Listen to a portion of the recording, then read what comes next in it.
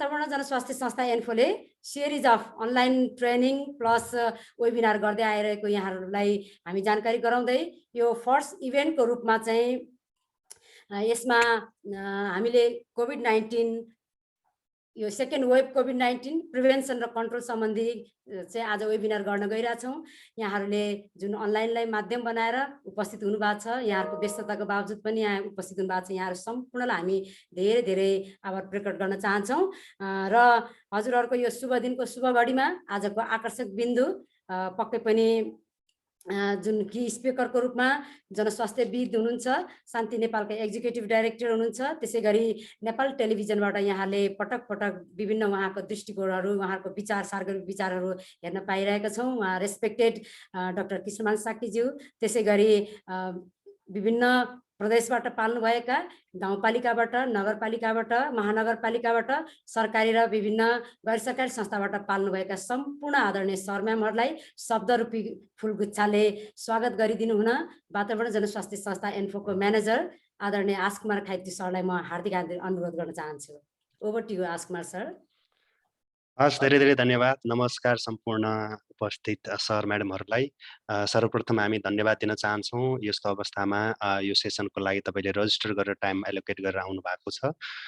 स्थिति विषम छ, हामी सबैलाई थाहा छ। यो विषम स्थितिमा हामी सबै सुरक्षित भएरै बसौँ, पहिलो सूचना पहिलो मेसेज म त्यही दिन चाहन्छु। र यसको विषयमा अझ धेरै चर्चा गर्नको लागि हामीमा आज एक्सपर्ट आइसक्नु भएको छ, त्यसकारण म यो विषयमा धेरै बोल्न चाहन्न।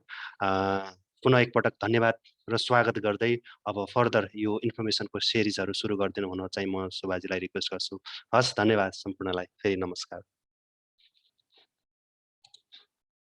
आदरणीय आश कुमार सरलाई, ट्रेनिङ सेन्टरको म्यानेजर सरलाई, पक्कै पनि सम्पूर्ण उपस्थित सर म्यामहरूलाई, आजको प्रमुख वक्ता, आजको आकर्षकको बिन्दुमा रहनुभएका हाम्रो प्रमुख वक्ताज्यूलाई पनि यहाँले स्वागत गरेर गइसक्नु भएको छ। पक्कै यो सेकेन्ड वेभ अफ कोभिड-19 को प्रिभेन्सन अथवा सेकेन्ड वेभ अफ कोभिड-19 को विषयमा हामीले विभिन्न स्रोतबाट, जस्तै नेपाल सरकार छ, त्यसै WHO छ, CDC-बाट साबर गरेको केही विषयवस्तुहरूको विषयमा हामीले यहाँलाई जानकारी गर्ने उद्देश्यका साथसाथै यो सेकेन्ड वेभ अफ कोभिड-19लाई कसरी हामी यसबाट कसरी बच्न सकिन्छ, के कस्ता प्रिभेन्टिभ मेजर्सहरू अपनाउन सकिन्छ भन्ने विषयलाई मुख्य उद्देश्यको रूपमा राखेर हामीले चाहिँ आजको यो वेबिनारलाई सञ्चालन गर्ने जमर्को गरेका छौँ। र साथै यहाँहरू बिचमा हामी निवेदन गर्न चाहन्छौँ, यो वेबिनारलाई चाहिँ हामीले दुईटा सिरिजमा विभाजन गरेका छौँ। फर्स्टमा चाहिँ अघि भनेको जस्तै विभिन्न स्रोतबाट, विभिन्न आधिकारिक माध्यमबाट जुन खालको सूचनाहरू हामीले प्राप्त गरेका छौँ, त्यो प्राप्त गरेको सूचनालाई एउटा लिपिबद्ध अथवा पावर पोइन्टको प्रेजेन्टेसन फर्ममा तयार गरेर हामीले प्रेजेन्ट गर्नेछौँ भने सेकेन्ड सिरिजमा भनेको चाहिँ पक्कै पनि अघि आश कुमार सरले नि भनिसक्नु भएको छ, हाम्रो आजको यस वेबिनारको प्रमुख आकर्षकको बिन्दु जनस्वास्थ्यविद डाक्टर कृष्णमान साक्कीज्यूसँगको उहाँको सार्वजनिक विचारहरू अथवा यहाँहरूबाट आएको जिज्ञासालाई सम्बोधन गर्ने गरी यसरी दुईटा सिरिजमा हामीले राखेको यहाँहरू बिचमा जानकारी गराउन चाहन्छु।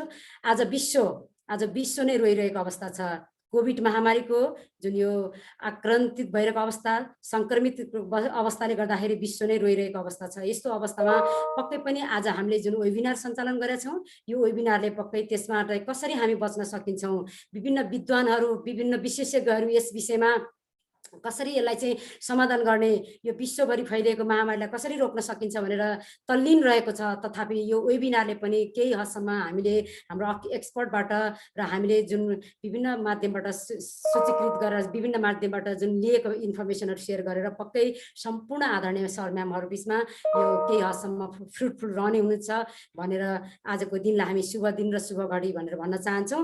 सम्पूर्ण सर म्यामहरूलाई फेरि पनि हामी स्वागत गर्दै र यहाँहरू बिचमा जुन हामीले विभिन्न माध्यमबाट तयार गरेको प्रेजेन्टेसन प्रस्तुत गर्नु पूर्व चाहिँ यहाँलाई हामी के निवेदन गर्न चाहन्छौँ भने यो मिटिङ फर्मेटमा भएको हुनाले हजुरहरूलाई हामीले यो च्याट बक्स र यहाँहरूको लागि बोल्नको लागि हामीले यहीँबाट कन्ट्रोल गरेका छौँ। तर हामी के भन्न चाहन्छौँ भने हजुरहरूलाई चाहिँ यो प्रेजेन्टेसन सकिसकेपछि जो हाम्रो आजको आकर्षक बिन्दु हुनुहुन्छ, प्रमुख आकर्षक बिन्दु रहेको जो जनस्वास्थ्यविद हुनुहुन्छ डाक्टर कृष्णमान साक्कीज्यूसँगको यहाँहरूको जिज्ञासा राख्नको लागि चाहिँ फर्स्टमा यहाँहरूले ह्यान्ड रेज गरिदिनु होला। जुन ह्यान्ड रेजको अप्सन चाहिँ हजुरहरूले चाहिँ त्यो स्क्रिनको बटममा हेर्नुभयो भने रियाक्सन छ, त्यो रियाक्सनमा जानु भएर क्लिक गर्ने बित्तिकै ह्यान्ड रेज गर्नुहुनेछ र ह्यान्ड रेज गर्नुभएको सर म्यामहरूलाई चाहिँ हामी यहाँहरूको विचार, यहाँहरूको जिज्ञासा लिनको लागि चाहिँ हामी त्यसरी चाहिँ हामीले प्लान गरेको हिसाबले यहाँहरु बीचमा हामी यो जानकारी गराउँदै इन्फोबाट जुन प्रस्तुति गर्ने हामीले फर्स्ट 2टा सिरिजमा रहेको हिसाबले फर्स्ट सिरिज अन्तर्गत इन्फोबाट प्रस्तुतिकरणको लागि आइसक्नु भएको छ। हाम्रो देवेन्द्र खड्काज्यूलाई चाहिँ प्रस्तुतिकरण छोटो मिठो ढङ्गले प्रस्तुत गरिदिनु हुन अनुरोध गर्न चाहन्छु। Thank you so much Shobha ma'am. सबैजनालाई एकपटक फेरि पनि हामी स्वागत भन्न चाहन्छौँ, नमस्कार भन्न चाहन्छौँ। यो सेकेन्ड वेभ अफ कोभिड-19 एन्ड प्रिभेन्सन एन्ड कन्ट्रोल भनेर हामीले यो टाइटलमा आधारित रहेर केही कुराहरू चाहिँ विभिन्न रिसोर्स मार्फत अलिकति कलेक्सन गरेको छौँ र त्यो के हो त, के छ त अहिलेको अवस्था भन्ने सेन्समा चाहिँ केही कुराहरू हामी तपाईँहरूलाई जस्ताको तस्तै प्रेजेन्ट गर्ने अनुमति चाहन्छौँ है त। म अगाडि बढ्न चाहन्छु। यसमा मुख्य गरेर हामीले 2वटा अब्जेक्टिभ्सहरू लिएर आएका छौँ, जसमा चाहिँ एउटा चाहिँ हामीसँग कोभिड-19 को सेकेन्ड वेभसँग रिलेटेड केही नयाँ इन्फर्मेसन्सहरू हामीले कलेक्ट गरेको इन्फर्मेसन्सहरू चाहिँ हामी हजुरहरूलाई सेयर गर्नेछौँ। र दोस्रो नम्बरमा चाहिँ यो सेकेन्ड वेभ अफ कोभिड-19बाट बच्नको लागि अथवा यसलाई चाहिँ यसको ट्रान्समिसनलाई मिटिगेट गर्नको लागि चाहिँ कस्तो कस्तो खालको प्रिभेन्टिभ मेजर्सहरू हाम्रो तहबाट हामी आफूले चाहिँ गर्नुपर्छ त भन्ने सेन्समा केही कुराहरू हामी तपाईँहरूसँग चाहिँ सेयर गर्ने जमर्को गरेका छौँ। अगाडि बढ्ने क्रममा हामीसँग कस्तो कस्तो खालको विषयवस्तुहरू हामीले समावेश गरेका छौँ त भन्ने हकमा चाहिँ म केही कुराहरू तपाईँहरूलाई जस्ताको तस्तै देखाउन चाहन्छु, जसमा चाहिँ कोरोना भाइरसको नयाँ भेरिएन्टहरू आइरहेको छ भन्ने हकमा कस्तो खालको कोरोना भाइरसको नयाँ भेरिएन्टहरू कस्तो कस्तो खालको भेरिएन्टहरू छ, अथवा त्यो सँगसँगै कोभिड-19 को न्यू भेरिएन्ट भनेर जुन भनिराखेको छ यसको म्युटेसन भनेर हामीले धेरै हदसम्म सुन्ने गरेका छौँ। यो म्युटेसन भनेको नै चाहिँ के हो त भन्ने हकमा पनि केही हदसम्म हामी कुराकानी गर्नेछौँ। त्यसै गरेर यो कोरोना भाइरसको न्यू भेरिएन्टहरू चाहिँ वर्ल्डको सिनारियोमा र सँगसँगै नेपालमा कस्तो खालको भेरिएन्ट्सहरू चाहिँ अहिले देखिएको छ, एक्जिस्टिङ छ त भन्ने हिसाबमा केही कुराहरू गर्छौँ। सँगै सेकेन्ड वेभको जुन कोभिड-19 भनेर हामीले भनिरहेको छौँ भने यसमा कस्तो खालको साइन्स अथवा सिम्टम्सहरू छ, कस्तो खालको लक्षणहरू चाहिँ देखा पऱ्यो भने हामीले आफूलाई चाहिँ सस्पेक्ट गर्नुपर्छ कि हामी कोभिडको पेसेन्ट हुन सक्छौँ अथवा कोभिडबाट इन्फेक्टेड छौँ भन्ने हकमा भनेर यसको साइन र सिम्टम्सको हकमा कुरा गर्नेछौँ। त्यसै गरेर कोभिड-19 कन्ट्याक्स्ट अब वर्ल्डमा कस्तो छ, यसको चाहिँ ट्रान्समिसन रेट कस्तो छ, डेथ कसरी गइराखेको छ अथवा यसको कन्ट्रोल कुन सेन्समा भइराखेको छ भन्ने हकमा चाहिँ सँगसँगै नेपालको सिनारियो पनि के छ भनेर हजुरहरूसँग केही कुराहरू सेयर गर्छौँ। र जहिले पनि यो केसेसहरू स्काई रकेटिङ अथवा एकदमै ऱ्यापिडली इन्क्रिज हुनुको पछाडि केही कजेसहरू छ होइन, केही कारणहरू छ। सो त्यो कारणहरू के हुनसक्छ त स्काई रकेटिङ हुनुको पछाडि भनेर त्यसको विषयमा कुराकानी गर्नेछौँ। र सँगै अब यो बढिरहेको छ भन्ने हकमा हामीले यसलाई चाहिँ यसको ट्रान्समिसन चेनलाई ब्रेक गर्नको लागि के गर्न सकिन्छ त हाम्रो लेभलबाट होइन भन्ने हिसाबमा यो कुराहरू पनि सेयर गर्नेछौँ। र लास्टमा चाहिँ हामी सबैजना प्यानिक छौँ किनभने वर्ल्ड नै एउटा स्ट्रगलिङ कन्डिसनमा अगाडि गुज्रिरहेको अवस्था छ। त्यसकारण हामी आफूले आफूलाई हाम्रो कम्तीमा स्ट्रेस मिनिमाइज गर्नको लागि पनि केही हदसम्म के गर्न सकिन्छ त भनेर छोटोमा केही कुराहरू चाहिँ यहाँहरू समक्ष राख्ने जमर्को हाम्रो हुनेछ है त।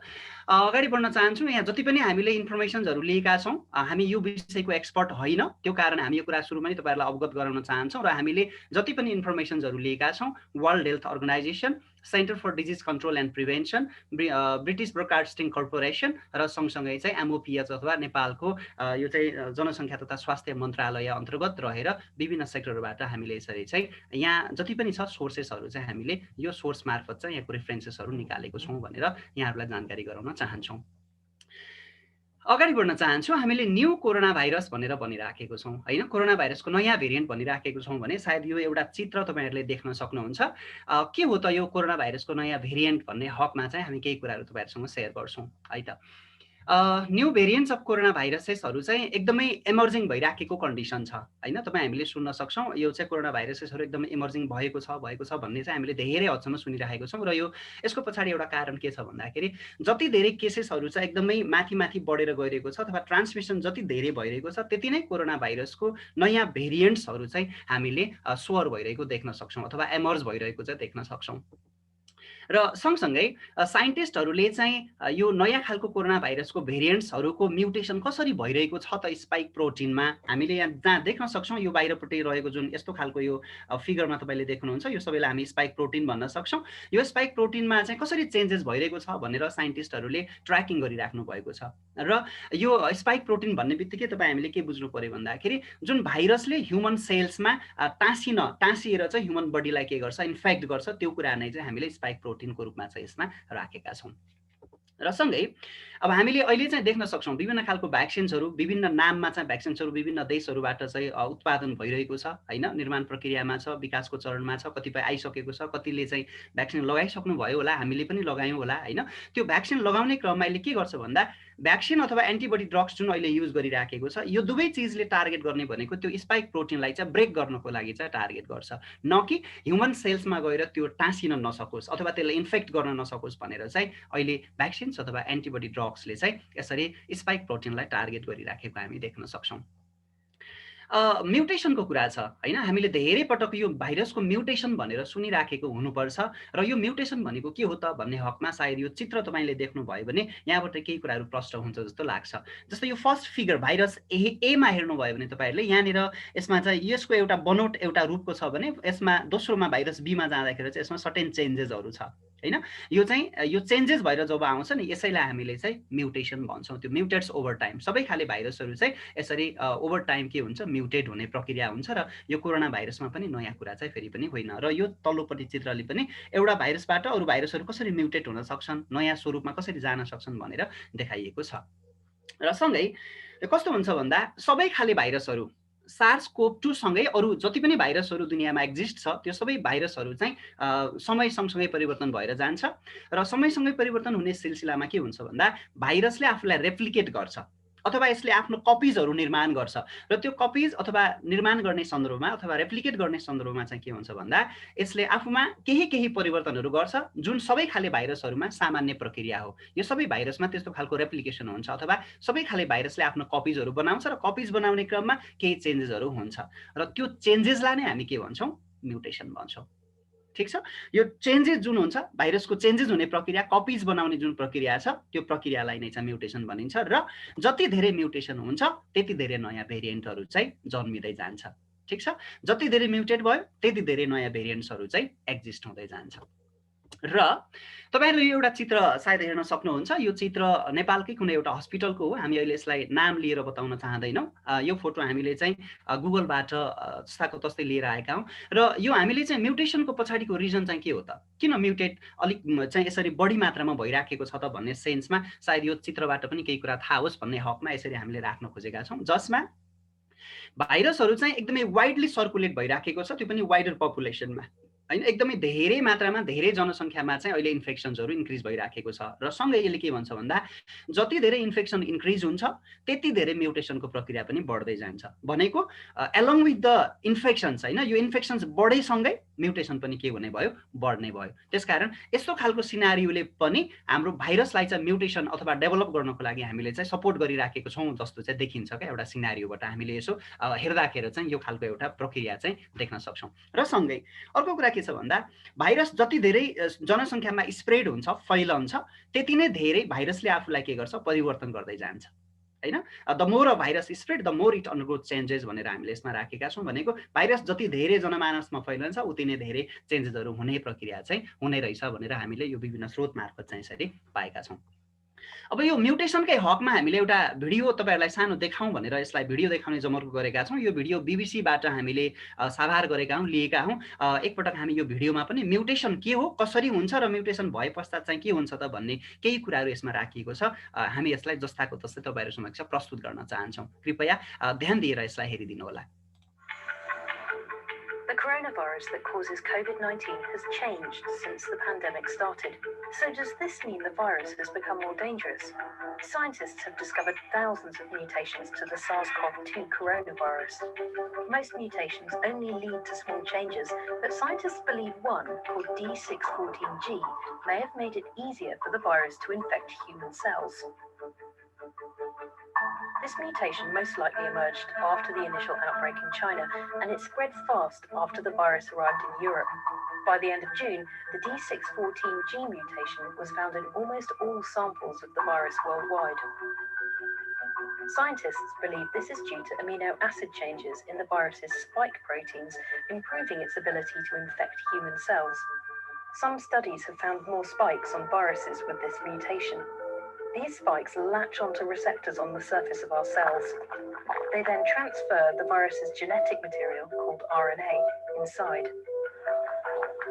Being inside the host cell allows the virus to make many copies of itself. Random errors sometimes happen in the copying process, which cause mutations. Although the full effects of D614G are still unclear, some studies suggest that the mutated virus might be more transmissible than the original. This could mean more people getting sick and at a faster rate. Despite this, there isn't any evidence that the disease itself has become more severe. Scientists are worried about mutations possibly increasing the risk of reinfection. Hong Kong reported what could be the first case of virus reinfection on the 24th of August. A healthy man in his 30s is thought to have caught the virus again 4.5 months after he first got sick. During this time, mutations developed and new variants of the virus emerged. Some experts believe these changes may have made reinfections more likely. Mutations are common over the course of the pandemic. New flu vaccines are needed every winter to keep up with genetic changes to the flu virus. If a coronavirus vaccine is found, it could require regular booster jabs. Mutations won't happen overnight, and the coronavirus is mutating slower than the flu virus. But it's important for scientists to keep a close eye on how the virus changes over time. Could we be hearing more? Okay.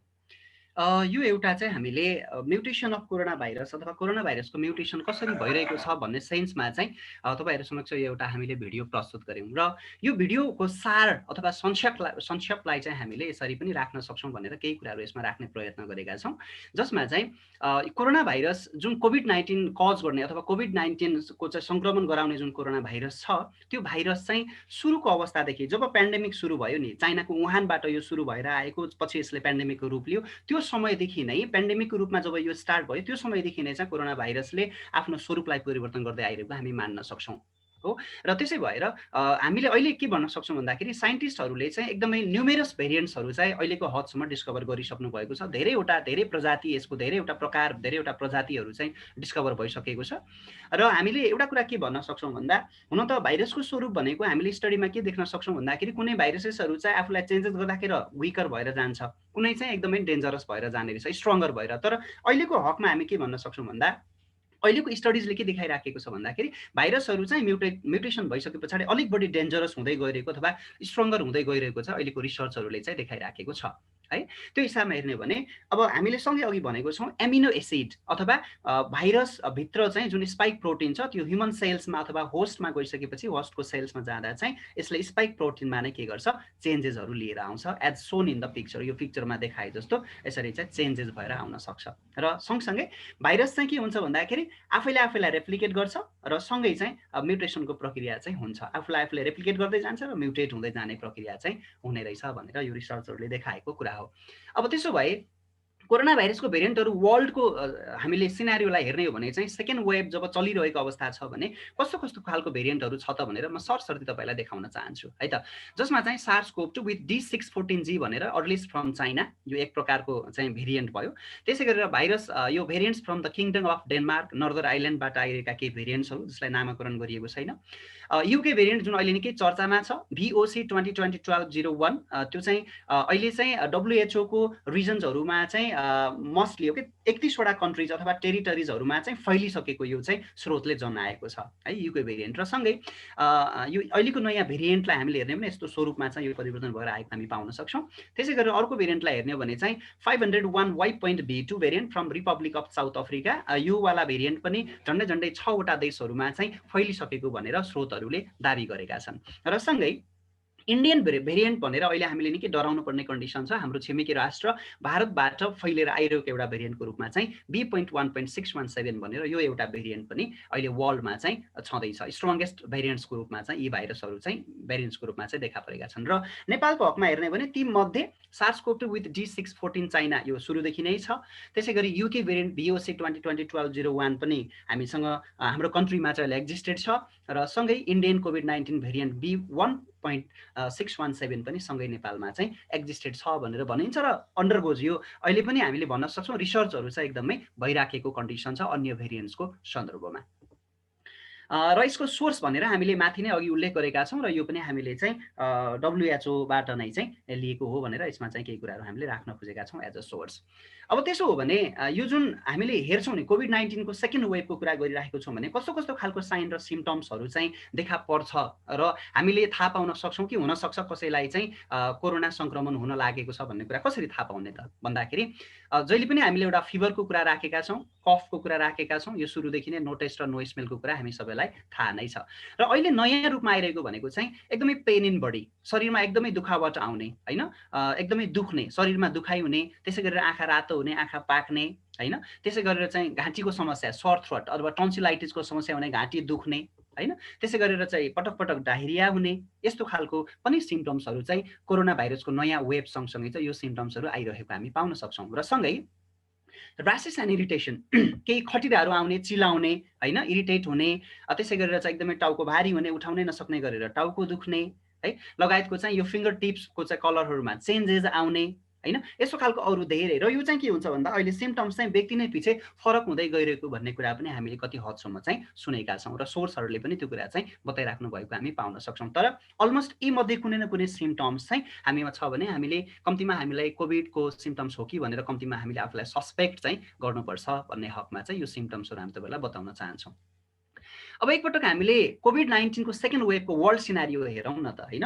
यो एउटा चित्रले के देखाउँछ भन्दाखेरि तपाईँहरूले यहाँ हेर्नुभयो भने यतापट्टि हामीले इन्डेक्समा राखेको छौँ यो केसेस काउन्टमा कलर अनुसार केसेस कहाँ बढी छ भनेर। सबैभन्दा यो डार्क भएको ठाउँमा चाहिँ सबभन्दा बढी केसेसहरू छ भनेको अलमोस्ट तपाईँले हेर्नुभयो भने 10 लाख बराबरको 10 लाखभन्दा माथिको केसेसहरू भएको कन्ट्रिजहरूलाई चाहिँ यस्तो डार्क उसमा चाहिँ राखिएको छ भनेपछि कलर त्यो किसिमले हामीले हेर्ने भने नेपालको हिसाबमा हेर्ने भनेदेखि एकपटक हामी हेर्न सक्छौँ यो पेरिफेरीमा नेपाल छ र नेपाल ठ्याक्कै कहाँनिर छ भन्दाखेरि यहाँनिर नेपालको कलर छ। त्यसकारण नेपालमा पनि यो अहिले हामीले हेऱ्यौँ भनेदेखि 50,000 लगभग 5,000 देखि 50,000 को रेन्जमा चाहिँ हामी छौँ भन्ने सेन्समा यो एक्टिभ केसेसको हिसाबमा चाहिँ यो कुराहरू हामी देखाउन सक्छौँ।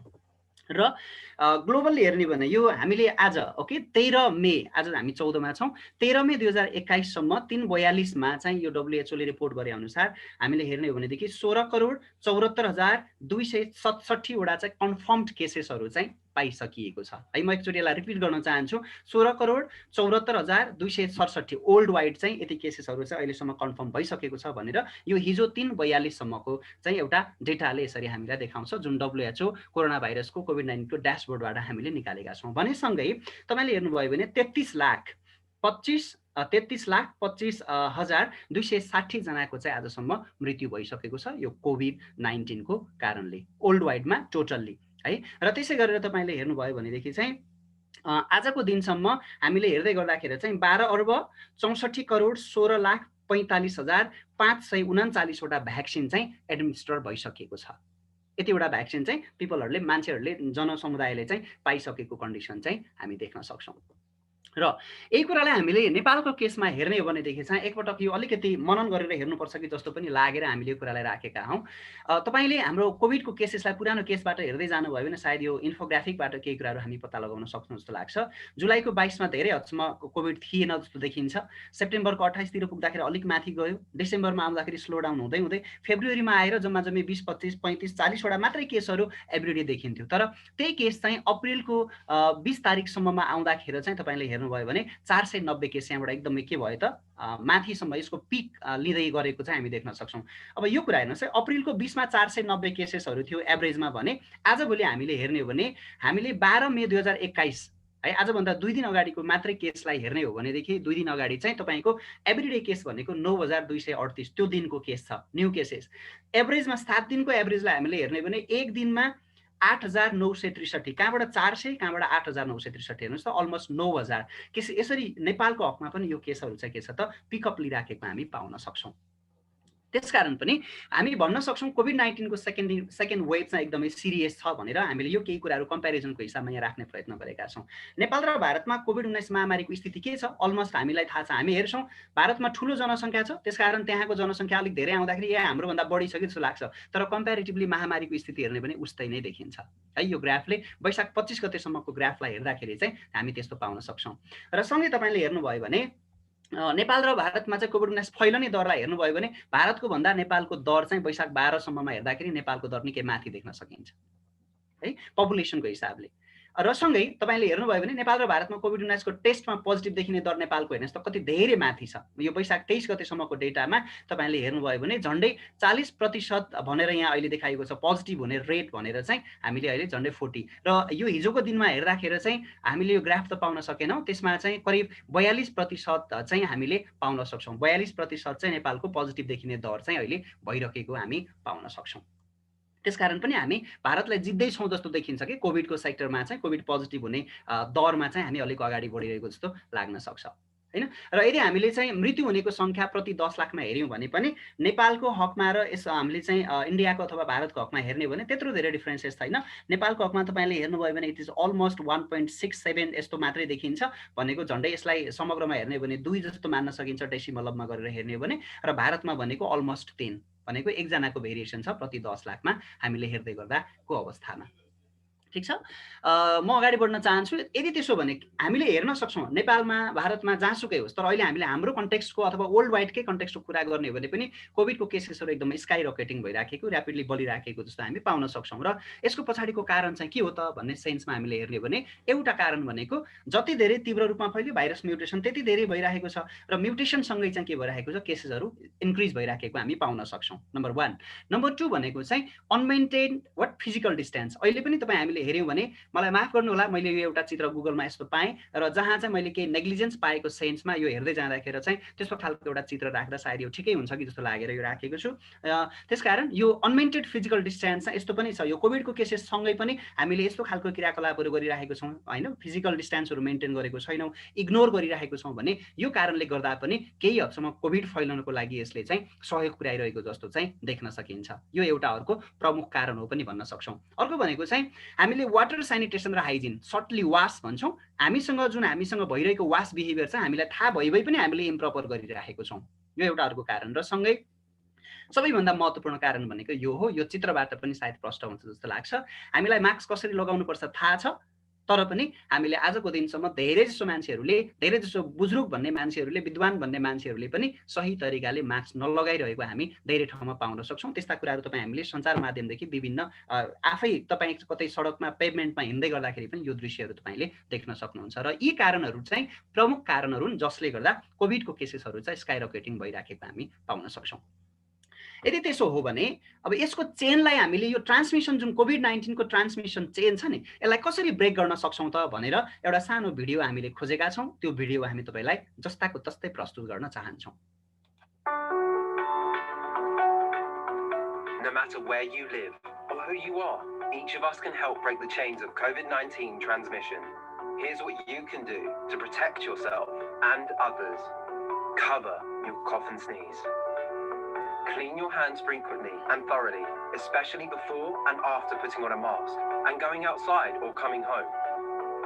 Avoid crowded places and mass gatherings. Avoid touching surfaces in public as they might be contaminated by someone with the virus. Socialize at a distance. Stay at least 1 meter away from others as much as you can, and wear a mask if you can't. If you feel even slightly unwell, stay home. Call your local health authorities and get tested. If you test positive, follow the recommendations from health authorities about how and where you should isolate from others and receive medical care if needed. Make a list of people you have recently been in contact with. Self-quarantine for 14 days if you have been in contact with anyone confirmed with COVID-19. Make sure you follow your local guidance. Each country or area has its own levels of transmission, resources, and recommendations, and the situation can change rapidly. The COVID-19 pandemic has changed the way we live, work, and connect with others. It is challenging, but together, we can break the chains of COVID-19 transmission. हजुर, हामीले यसैलाई हेर्ने हो भनेदेखि चाहिँ COVID-19 को जुन ट्रान्समिसनको chain छ, त्यो चेनलाई हामीले कसरी ब्रेक गर्ने भनेर यो एउटा भिडियो हामीले तपाईँहरू समक्ष प्रस्तुत गऱ्यौँ। र यसैलाई हामीले चाहिँ समग्रमा के छ त यो भिडियोमा भन्ने कुरा तपाईँले थाहा पाइसक्नु भएको छ, र पनि हामीले केही कुरालाई चाहिँ यसरी समराइज भर्जनमा केही कुराहरू राख्ने जमर्को गरेका छौँ। नम्बर 1 मा चाहिँ के छ भन्दा हामीले एकदमै कोभिड-19 को जति पनि प्रिभेन्टिभ मेजर्सहरू छ नि, त्यो हामी सबैलाई थाहा छ। सायदै थाहा नहुने एकदमै कमै मात्र छौँ, र थाहा हुने नहुनेहरूलाई पनि यो चाहिँ एक किसिमको अवेरनेसहरू भइरहेको छ, र जसले पनि हामीले चाहिँ कोभिड-19 बाट प्रिभेन्ट गर्नको लागि हामी सबैले हैन संयुक्त रूपमा चाहिँ प्रिभेन्टिभ मेजर्सहरूलाई मेन्टेन गर्नुको विकल्प नै छैन।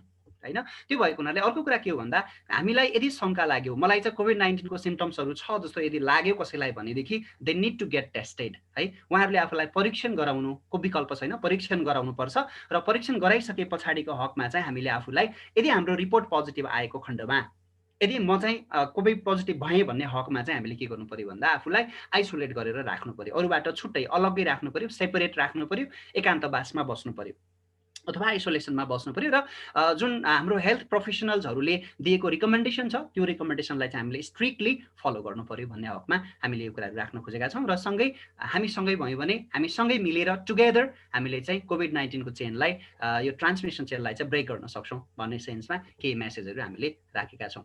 अब त्यसो हो भने कहिलेकाहीँ के हुन्छ भन्दा तपाईँ हामीले जति धेरै प्रयत्न गर्दा गर्दै पनि हामीले कहिलेकाहीँ बिहान उठेर न्युज हेर्छौँ, दिउँसो हेर्छौँ, साथीसँगै आफन्त इष्टगोत्र नातागोता सबैको मुखमा आजभोलि कोरोना अथवा कोभिड-19 अथवा कोरोना भाइरस झुन्डिएको हामी पाउन सक्छौँ।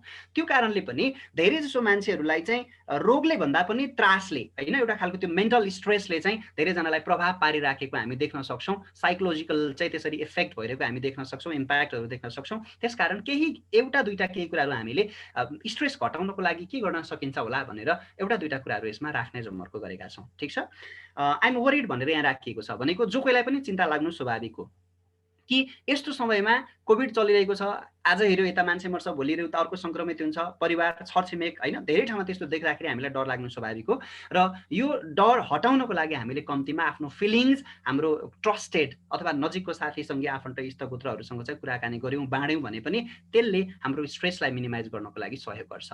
नम्बर 1 र सँगै हामीले हेऱ्यौँ भने हामीले के गर्नुपर्छ, हामी जताततै समाचार सुनिरहेको छौँ भने हामीले त्यो समाचार सुन्ने एउटा टाइमलाई लिमिट गर्नुपर्छ। Choose a limited time each day when you will check कोभिड-19 अपडेट्स। जति बेला कोभिड-19 ला कतिजना मरे हेर्ने होइन क्या, कतिजना निको भए हेर्नुहोस् न, हेर्नु पर्यो भने पनि अथवा यदि तपाईँले चाहिँ त्यसरी हेर्नुपर्छ भने दिनको एकपटक आफूलाई अपडेट गर्ने हिसाबमा हेर्नुहोस्। तर कन्स्ट्यान्टली तपाईँले चाहिँ मिडियाहरूमा हेर्नुभयो सुन्नुभयो भनेदेखि कोरोना भाइरस मात्रै धेरै मात्रामा चाहिँ आइराखेको हिसाबले हामी अपसेट हुनु स्वाभाविक हो। त्यसकारण त्यो एउटा लिमिटेड टाइम तपाईँले चुज गर्नुहोस्, न कि आफूलाई तपाईँले अपडेट गर्न सक्नुहोस्। जति बेला पाए त्यति बेला चाहिँ हामीले हेर्ने काम नगरौँ। मिडियाहरूमा कोभिडको सन्दर्भमा आउने कुराहरूलाई धेरै हदसम्म हामीले अभोइड गर्न जरुरी छ।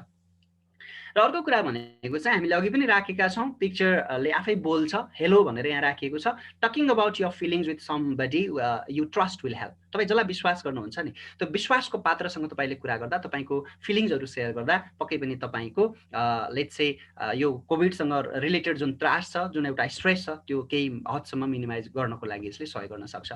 र अर्को भनेको चाहिँ यदि कोही मान्छेलाई त्यति गर्दा गर्दै पनि कहिलेकाहीँ कोभिड लाग्न सक्छ नि त, हामीले प्रिभेन्टिभ मेजर्सहरू अप्नाउने त भनिराखेका छौँ। गर्दा गर्दै पनि कहिलेकाहीँ बाई मिस्टेक कसैलाई त यदि कोरोना पोजिटिभ भयो, कोभिड-19 चाहिँ कसैमा इन्फेक्सन भयो भनेदेखि जो मान्छेलाई कोरोना पोजिटिभ भएको छ उहाँहरूलाई एकदमै कम्प्यासनेट केयरको जरुरी छ। हामीले कहिले पनि उहाँहरूलाई छिछि दुर्दुर र हेलाको भावनाले हेर्नु हुँदैन हैन। किन भन्दा यो कोभिड भनेको त अहिले यसरी फैलिएको छ, यसले जो कोहीलाई पनि लाग्न सक्छ नि, धनी गरिब सानो ठुलो अथवा यस्तो केही पनि भन्दैन नि यसले। त्यो सेन्समा जो बिरामी पर्छ उसलाई कम्प्यासनेट केयर हामीले दिन जरुरी छ। त्यो चाहे हाम्रो चाहिँ फ्यामिली मेम्बर्स होस् अथवा चाहिँ फ्रेन्ड्सहरू होस् अथवा जो कोही रिलेटिभ्सहरू होस्, उहाँलाई त्यो केयर चाहिन्छ। र सँगै हामीले उनीहरूलाई आइसोलेसनमा बस्दाखेरि के गर्न सक्छौँ भन्दा कम्फर्ट बनाउनको लागि चाहिँ हामी स्टे कनेक्टेड हुनु पर्यो उहाँहरूसँग हैन। फोनबाट कुराकानी गर्ने, भिडियोज कलहरू गर्ने, मेसेजहरूमा टेक्स्ट मेसेज गर्ने, उहाँहरूलाई चाहिँ उहाँहरूको त्यो भनौँ न साइकोलोजिकल्ली पनि एउटा त्यो इम्युनिटी बुस्ट गर्नको लागि हामीले चाहिँ यस्तो खालको क्रियाकलापहरू गऱ्यौँ भने उहाँहरूले आफूलाई कम्फर्ट महसुस गर्न सक्नुहुन्छ है। यो कुरा राखेका छौँ। र आजभोलि हामीलाई थाहा छ बालबालिकाहरूको विद्यार्थीहरूको विद्यालय बन्द छ, कलेजहरू बन्द छन्। त्यसकारण विद्यालय छोडेर घरमै बसेका बालबालिकाहरूका लागि कम्तीमा यो कोभिडको सेक्टर कोभिड छौन्जेलको अवस्थामा हामी के गर्न सक्छौँ भन्दा उनीहरूको हबिज अनुसार लाइक ड्रइङ, सिङ्गिङ, डान्सिङ हैन, अरू धेरै चाहिँ क्रिएटिभ फर्म्सहरू छ हैन, त्यस्तो खालको क्रिएटिभ एक्टिभिटिजहरूमा चाहिँ हामीले उहाँहरूलाई इन्गेज गरायौँ भनेदेखि त्यो कुराले उहाँहरूको स्ट्रेसलाई रिलिभ गर्नको लागि चाहिँ अथवा मिनिमाइज गर्नको लागि चाहिँ हेल्प गर्छ भन्ने कुरामा दुई मत छैन जस्तो लाग्छ। र अन्ततः together we can get through this difficult and uncertain times. हामी एक्लै केही गर्न सक्दैनौँ, हामी सबै मिल्यौँ भने we can beat coronavirus, we can combat coronavirus भन्ने सेन्समा चाहिँ यो मेसेजहरू हामीले राखेका छौँ। लास्ट बट नट लिस्ट मसँग एउटा मात्रै स्लाइड छ, सेल्फ केयर। अब कहिलेकाहीँ हामीलाई त्यति गर्दा गर्दै पनि कोरोना भइहाल्यो भने हामी आइसोलेट भएर घरमै बसेको कन्डिसनमा के गर्नुपर्छ त भनेर चाहिँ सेल्फ केयरको लागि चाहिँ हामीसँग एउटा थर्मोमिटर घरमा भयो भने सायद यसले सहयोग गर्छ जस्तो लाग्छ। किनकि हामीले चाहिँ हाम्रो बडीको टेम्परेचरलाई चाहिँ मोनिटर गर्ने र मोनिटर गरेको टेम्परेचरलाई चाहिँ इच टाइम हामीले जति बेला मोनिटर गर्छौँ त्यसलाई रेकर्ड गर्दै गयौँ भनेदेखि चाहिँ हाम्रो बडीको टेम्परेचर नर्मल छन्जेलसम्म हामी डराउनु परेन नि त होइन। यदि त्यो एबनर्मल हुँदै गयो अथवा आवश्यकभन्दा बढी हुँदै गयो भने चाहिँ 100.4 भन्दा बढी हुँदै गयो भने चाहिँ हामी डराउनु पर्ने कन्डिसन आउन सक्छ। त्यसकारण हामीले टेम्परेचर एउटा मोनिटर गरेर रेकर्ड गरिराखौँ। अर्को भनेको चाहिँ हामीले यो एउटा अक्सिमिटर भन्छौँ। यो एउटा अक्सिमिटर चाहिँ हामीले राख्यौँ भनेदेखि सायद यसले फाइदा गर्छ जस्तो लाग्छ। किन भन्दा अहिले सबैभन्दा महत्त्वपूर्ण कुरा नै यो हो। हामीले आँतिएर हस्पिटल दौडिहाल्नु भन्दा पनि सुरुमा चाहिँ हाम्रो अक्सिजनको लेभल के छ, सेचुरेसन के छ भनेर एउटा चाहिँ मेजर गऱ्यौँ र त्यसलाई रेकर्ड गऱ्यौँ भने पनि हामीलाई केही हदसम्म यसले सघाउ पुर्याउँछ। र जसमा चाहिँ हामीले सेचुरेसनको हकमा यो अक्सिमिटरको युज गर्दै गर्दाको अवस्थामा चाहिँ हुन त यसले औँला राख्ने बित्तिकै पनि रिड गरेर देखाउँछ होइन। यसले रिड गर्छ र त्यहाँ केही अङ्कहरू देखाउँछ, हाम्रो सेचुरेसन कति छ अथवा बिपिएम कति छ भनेर चाहिँ यसले हाम्रो यो मुटुको धड्कनको रेट कति छ भनेर चाहिँ देखाउँछ।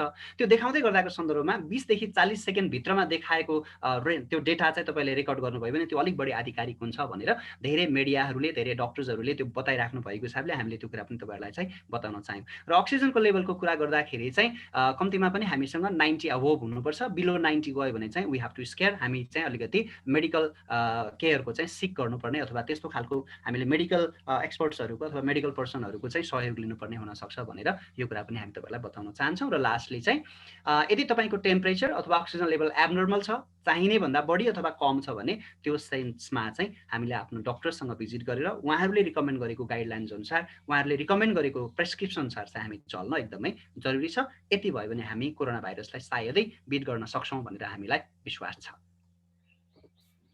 Thank you so much. मेरो स्लाइड्स चाहिँ यहाँनिर सकिएको छ। अब सायद हामी सेकेन्ड सेक्सनमा जान्छौँ होला। त्यसको लागि म शोभा म्यामलाई फेरि पनि यो फ्लोर चाहिँ हस्तान्तरण गर्न चाहन्छु। थ्याङ्क यू सो मच सबैजना। Thank you Devenji, thank you very much छोटो मिठो प्रस्तुतिको लागि।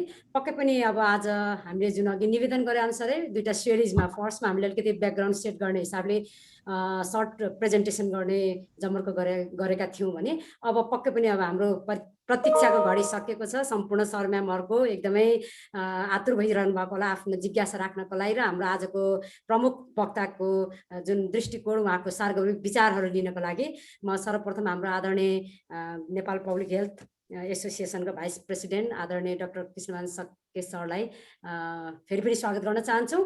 र अघि हामीले निवेदन गरे जस्तै गरी सम्पूर्ण सर म्यामहरूलाई इफ यहाँहरूको केही जिज्ञासा छ भने कृपया फर्स्टमा यहाँहरूले चाहिँ ह्यान्ड रेज गरिदिनु होला र हामी यहाँलाई अनम्युट गर्नेछौँ र यहाँहरूको जिज्ञासा लिनेछौँ। र त्यति लिने क्रममा चाहिँ फर्स्टमा हामी एउटा क्वेसन राख्न चाहन्छौँ हाम्रो आदरणीय स्पिकर सरलाई।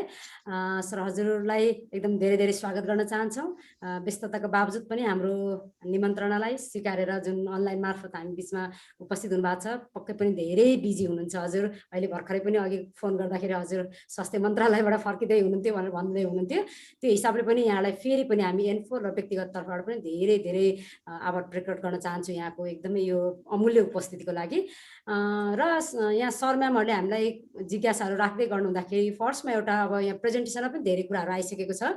हामीले त्यो चाहिँ साबर गरेर विभिन्न आधिकारिक मिडिया आधारित क्षेत्रबाट चाहिँ त्यो कुराहरू लिएर आएका छौँ। तर पनि हामी एकदमै आतुर छौँ हाम्रो जनस्वास्थ्य विज्ञ सरकोबाट चाहिँ त्यस सम्बन्धी के कस्ता विचारहरू छन् भन्ने विषयमा फर्स्ट एउटा यहाँहरूको विचार लिइहालौँ होइन सर? हजुरलाई केही छ सर? हजुरको केही परिचयमा अलिकति केही एड अन गर्न चाहनुहुन्छ सर? केही थ्याङ्क यू। अब धेरै परिचय चाहिँदैन। हाम्रो अहिले कोरोना महामारीको अवस्थामा हामी आएका आफू चिन्नुभन्दा पनि कोरोनालाई कसरी नियन्त्रण गर्ने भन्ने महत्त्वपूर्ण विषय हो। सबै साथीहरूलाई उपस्थित हुनुभएका सबैबाट सहभागी मित्रहरूलाई अनुभवका साथीहरूलाई नमस्कार छ मेरो तर्फबाट पनि। एकदम खुसी लाग्यो ठुलो सङ्ख्यामा आज यो वेबिनारमा सहभागी हुनुभयो। विशेष धन्यवाद व्यक्त गर्न चाहन्छु र एन्फोलाई पनि धेरै धन्यवाद दिन चाहन्छु मलाई यो मौका दिनुभयो साथीहरूसँग सहभागी हुने। अब यहाँनिर तपाईँले अब सहभागी साथीहरूको जिज्ञासालाई मैले कतिसम्म मेट्न सक्छु त्यो विस्तारै गर्दै गरौँला। तपाईँको प्रश्न पनि केही होला। तर म के भन्न चाहन्छु भने अब तपाईँले यो फोरममा मलाई आमन्त्रण गर्नुभयो। म आफै अब कोभिडको एक्सपर्ट त होइन, तर म जनस्वास्थ्यको एउटा प्रोफेसनलको हिसाबले कोभिडको इस्युलाई जसरी मैले हेरिरहेको छु, अध्ययन गरिरहेको छु, मेरो आफ्नो अनुभवबाट मेरो जानकारीमा भएअनुसार मैले जति जानेको छु त्यो कुराहरू म साथीहरूको बिचमा सेयर गर्छु।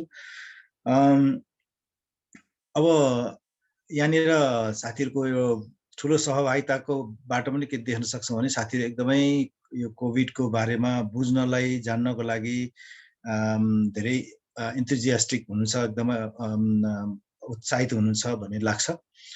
र हामीलाई जुन प्रकारको कोभिडको अहिले महामारी जसरी अगाडि बढिरहेछ यसले हामी सबैलाई चिन्तित पनि बनाएको छ। त्यसले गर्दाखेरि यसको बारेमा बढीभन्दा बढी जानकारी हासिल गर्न हामी अलिकति पढे लेखेको जनसमुदायमा त्यो चासो हुनु पनि स्वाभाविक हो।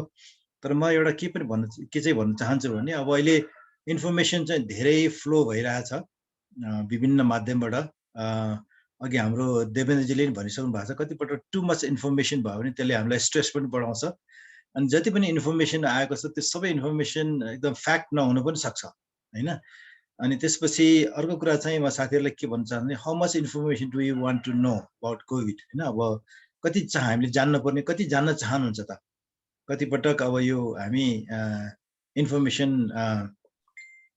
मलाई कस्तो लाग्छ भने इन्फर्मेसन अथवा नलेजले मात्रै हामी अब नलेजले यो कोरोना प्रिभेन्सन कन्ट्रोल गर्न सकिँदैन। तर हामीलाई आधारभूत कुरा थाहा हुन आवश्यक छ।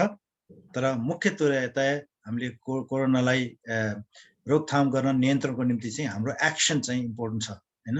हामी सबैको एज इन्डिभिजुअल लेभलमा, अर्गनाइजेसन लेभलमा, कम्युनिटी लेभलमा हैन, नेसनल लेभलमा, डिस्ट्रिक्ट लेभलमा एक्सन इज भेरी इम्पोर्टेन्ट। किनभने हामी जुन गतिमा अहिले कोरोना महामारीको सङ्क्रमण जब फैलिँदैछ यसले हामीलाई अत्यन्त चिन्तित बनाएको छ। त्यसमाले इन्फर्मेसन चाहिन्छ, तर इन्फर्मेसन सँगसँगै हामीलाई एक्सन इज इम्पोर्टेन्ट। म त्यो कुरा भन्न चाहन्छु। र यहाँहरू सबैले सुनि पनि सक्नु भएको छ, बुझि पनि सक्नु भएको छ। अहिलेको जुन प्रकारको अवस्था छ यो नितान्त पब्लिक हेल्थ प्रब्लम हो। अनि यो पब्लिक हेल्थ प्रब्लमलाई हामीले पब्लिक हेल्थ मेजर्सबाट, जनस्वास्थ्यको मापदण्डलाई प्रपरली फलो गरेर मात्रै हामीले यो महामारीलाई नियन्त्रण गर्न सक्छौँ, रोकथाम गर्न सक्छौँ। म एउटा पब्लिक हेल्थ प्रोफेसनलको हिसाबले मलाई साह्रै नै चिन्ता लाग्छ। सायद तपाईँहरूलाई पनि त्यतिकै चिन्तित हुनुहुन्छ होला। मलाई केही दिन यता कतिपटक मध्यरातमा, कतिपटक विभिन्न समयमा फोनहरू आउँछ, बेड चाहियो, अक्सिजन चाहियो, लौन यस्तो भयो उस्तो भयो, धेरै गुनासोहरू आउँछ, गर्न केही सकिँदैन हैन। किनभने हामी यसको लागि आवश्यक जुन प्रकार तयारी गर्नुपर्ने थियो राष्ट्रले त्यो हुन सकेन। अनि अर्को कुरा चाहिँ जति हामीले जनसमुदायको तर्फबाट जति होसियारी अपनाउनु पर्थ्यो, जनस्वास्थ्यको मापदण्डलाई जसरी सावधानीपूर्वक हामीले पालन गर्नु पर्थ्यो त्यो गर्न सकेनौँ र आजको परिणाम आयो। त्यसकारणले आज हामी अहिले मैले देख्दै गर्दाखेरि पार्टिसिपेन्टको नम्बर 116 जना छौँ। 116 जना हामी भनेको चाहिँ एकदम ठुलो सङ्ख्या हो है। हामी 116 जनाले हाम्रो आफ्नो लेभलबाट यसको रोकथाम र नियन्त्रणको लागि काम गर्ने हामीले धेरै कुरा गर्न सक्छौँ भन्ने लाग्छ। त्यसकारण आजको यो सेमिनार अथवा वेबिनार हामी केवल नलेज एक्सचेन्ज गर्ने, जान्ने, बुझ्ने कुरामा मात्रै सीमित नरहौँ। म साथीहरू सबैलाई अनुरोध गर्न चाहन्छौँ, let us make a sincere effort है। हामीले आफ्नो ठाउँबाट गर्न सक्ने कुरामा एकदमै सिन्सियरली एक्सन गरौँ। मेरो अनुरोध यति एउटा राख्न चाहन्छु। र म बाँकी कुरा चाहिँ प्रश्न तपाईँको जिज्ञासा तर्फ तपाईँहरूलाई म अनुरोध गर्न चाहन्छु। हस्, धन्यवाद सर, धेरै धेरै धन्यवाद आफ्ना सार्वजनिक विचारहरू राखिदिनु भएकोमा। फर्स्टमा चाहिँ अब हुन त यहाँ सर म्यामहरूलाई हामीले अघिदेखि रिक्वेस्ट गरेका छौँ, कृपया हजुरहरूको जिज्ञासाको लागि चाहिँ फर्स्टमा हजुरहरूले ह्यान्ड रेज गर्नु होला। ह्यान्ड रेजको लागि चाहिँ यहाँहरूको स्क्रिनको बटममा हेर्नुभयो भने रियाक्सन छ, त्यो रियाक्सनमा क्लिक गर्नुभएपछि यहाँले त्यहाँ चाहिँ अप्सन छ ह्यान्ड रेज गर्ने। ह्यान्ड रेज गर्नुभएपछि हजुरहरूलाई हामी अनम्युट अप्सन दिइसकेपछि हजुरहरूले आफ्नो जिज्ञासा राख्न सक्नुहुनेछ। यति फेरि पनि अनुरोध गर्दै फर्स्टमा हजुरलाई डाक्टर साहब, यो हावाबाट पनि कोरोना भाइरस सर्छ भनेर भनिएको छ। अहिलेको हामी धेरै न्युजहरूमा, धेरै रिसर्च पेपरहरूमा हेर्दा पनि यसमा हजुरले एउटा जनस्वास्थ्यविदको हिसाबले कसरी यसलाई प्रश्न पारिदिनुहुन्छ सर? निश्चित रूपमा कोरोना भाइरस सङ्क्रमणको मुख्य माध्यम नै हावा हो। अब हावा भन्दाखेरि अलिकति हामी पहिला सुरुमा सङ्क्रमण भर्खर फैलिँदै गर्दाखेरि हाच्छिउँ गर्दा, खोक्दाखेरि अथवा र्याल सिकानबाट हावामा जान्छ र त्यसपछि त्यसबाट अर्को व्यक्तिमा सङ्क्रमण फैलिन्छ। भन्ने कुरा थियो। त्यसपछि अरू आँखाबाट पनि त्यो प्रकारको हाच्छिउँ गर्दाखेरि आएको थोकको छिटाहरू यो प्रकारको कुराहरू चाहिँ आँखामा पर्यो भने अथवा हातको माध्यमबाट सर्छ भनेर भनिएको थियो। त्यो कुराहरू पनि आफ्नो ठाउँमा छ। तर अहिलेको हालै ल्यान्डसेट भन्ने यो जर्नलले पब्लिस गरेको तथ्य के छ भन्दाखेरि प्रिडोमिनेन्टली भाइरस चाहिँ कोरोना भाइरस हावाबाट एयरबर्न डिजिज हो। पहिला हामीले ड्रपलेट इन्फेक्सन फोमाइट्सबाट होइन, ड्रपलेट भनेको हामीले खोक्दाखेरि हाच्छिउँ गर्दाखेरि हावामा थुकको छिटाहरू जान्छ, त्यो चाहिँ हामीले लिएपछि त्यसपछि सर्छ भने त्यो ड्रपलेट भन्छ, अथवा फोमाइट्स भनेको धुलोको कणहरूबाट सर्छ भन्ने प्रकारको कुराहरू थिए। तर अब यो हामीले बुझ्नुपर्ने के छ भने यो कोरोना भाइरस अब हाम्रो संसारको लागि यो नयाँ रोग हो र यसको बारेमा नयाँ नयाँ अध्ययन अनुसन्धान भइरहेछ, नयाँ नयाँ तथ्यहरू पत्ता लाग्दैछ। त्यसैले अहिले पछिल्लो पटक हालसालै केवल एक हप्ता अगाडि मात्रै ल्यान्डसेटले पब्लिस गरेको उसमा चाहिँ corona virus is predominantly airborne disease भनेर अहिले कन्क्लुड गरेको छ है। त्यस कारणले गर्दाखेरि हावाबाट सर्छ भनेको मतलब के बुझ्नुपर्छ भने जस्तो मानव एउटा कोठामा हामी 5-7 जना मान्छे बसेका छौँ होइन, हामीले अब सामाजिक दूरी अथवा भौतिक दूरी पनि कायम गरेको होला, अनि त्यसपछि अन्य कुराहरू पनि गरेका छौँ। तर अब हामीले सास फेरिरहेछौँ, हामी मध्ये कुनै एकजना मान्छे इन्फेक्टेड छ भने त्यो मान्छेले सास फेरेर हाच्छिउँ गरेको छैन, खोकेको छैन, तर पनि उसले सास फेरिरहेको छ भनेको मतलब उसमा भएको जीवित भाइरस चाहिँ ऊ चाहिँ सक्रिय सङ्क्रमित छ भने जीवित भाइरस हावामा गइरहेको छ। र यदि त्यो कोठामा राम्रो प्रकारको भेन्टिलेसन छैन, हामीले भौतिक दूरी कायम गरेको छैन भने त्यो के अरे कोठामा चाहिँ भाइरसको कीटाणु प्रशस्त हुनसक्छ। उसले फेरेको हावाको कारणले गर्दा त्यहाँ हावा चाहिँ दूषित भएको छ, इन्फेक्टेड भएको छ। त्यो हावा चाहिँ तपाईँले लिनुभयो भने, नजिकबाट लिनुभयो भने त्यसपछि तपाईँमा प्रवेश गर्न सक्छ होइन। त्यस कारणले गर्दाखेरि यो प्रकारले अहिले चाहिँ हामीले खोक्दाखेरि खकार गर्दाखेरि हाच्छिउँ खोर्दाखेरि मात्रै भएन, श्वास प्रश्वासबाट नै सर्छ अथवा श्वास प्रश्वासबाट हावामा भाइरसको कीटाणु जान्छ र त्यो यदि तपाईँले त्यसलाई इनहेल गर्नुभयो भने सर्छ भने। त्यस कारणले गर्दाखेरि हामीले के विचार गर्नु पर्यो भने अब त्यही सङ्क्रमित व्यक्तिको नजिकमा तपाईँ बस्नु भएको छ, उसले फेलेको सास चाहिँ तपाईँले कुनै प्रकारले इनहेल गर्नुभयो भने तपाईँ सर्न सक्छ। तर हामी मानव खुल्ला ठाउँमा बसेका छौँ, हामीले सामाजिक दूरी कायम गर्दा भौतिक दूरी कायम गरेका छौँ, टाढा छौँ भने त्यो मान्छेले सास फेरिरहँदाखेरि पनि तपाईँ त्यति नजिक हुनुहुन्न, तपाईँ खुल्ला ठाउँमा हुनुहुन्छ, भेन्टिलेसन भएको कोठामा हुनुहुन्छ भने त्यहाँ चाहिँ के भने त्यसको कन्सन्ट्रेसन थिन भयो होइन, थिन भयो। अथवा तपाईँले टाढा छ भने तपाईँलाई सर्ने सम्भावना कम हुनसक्छ।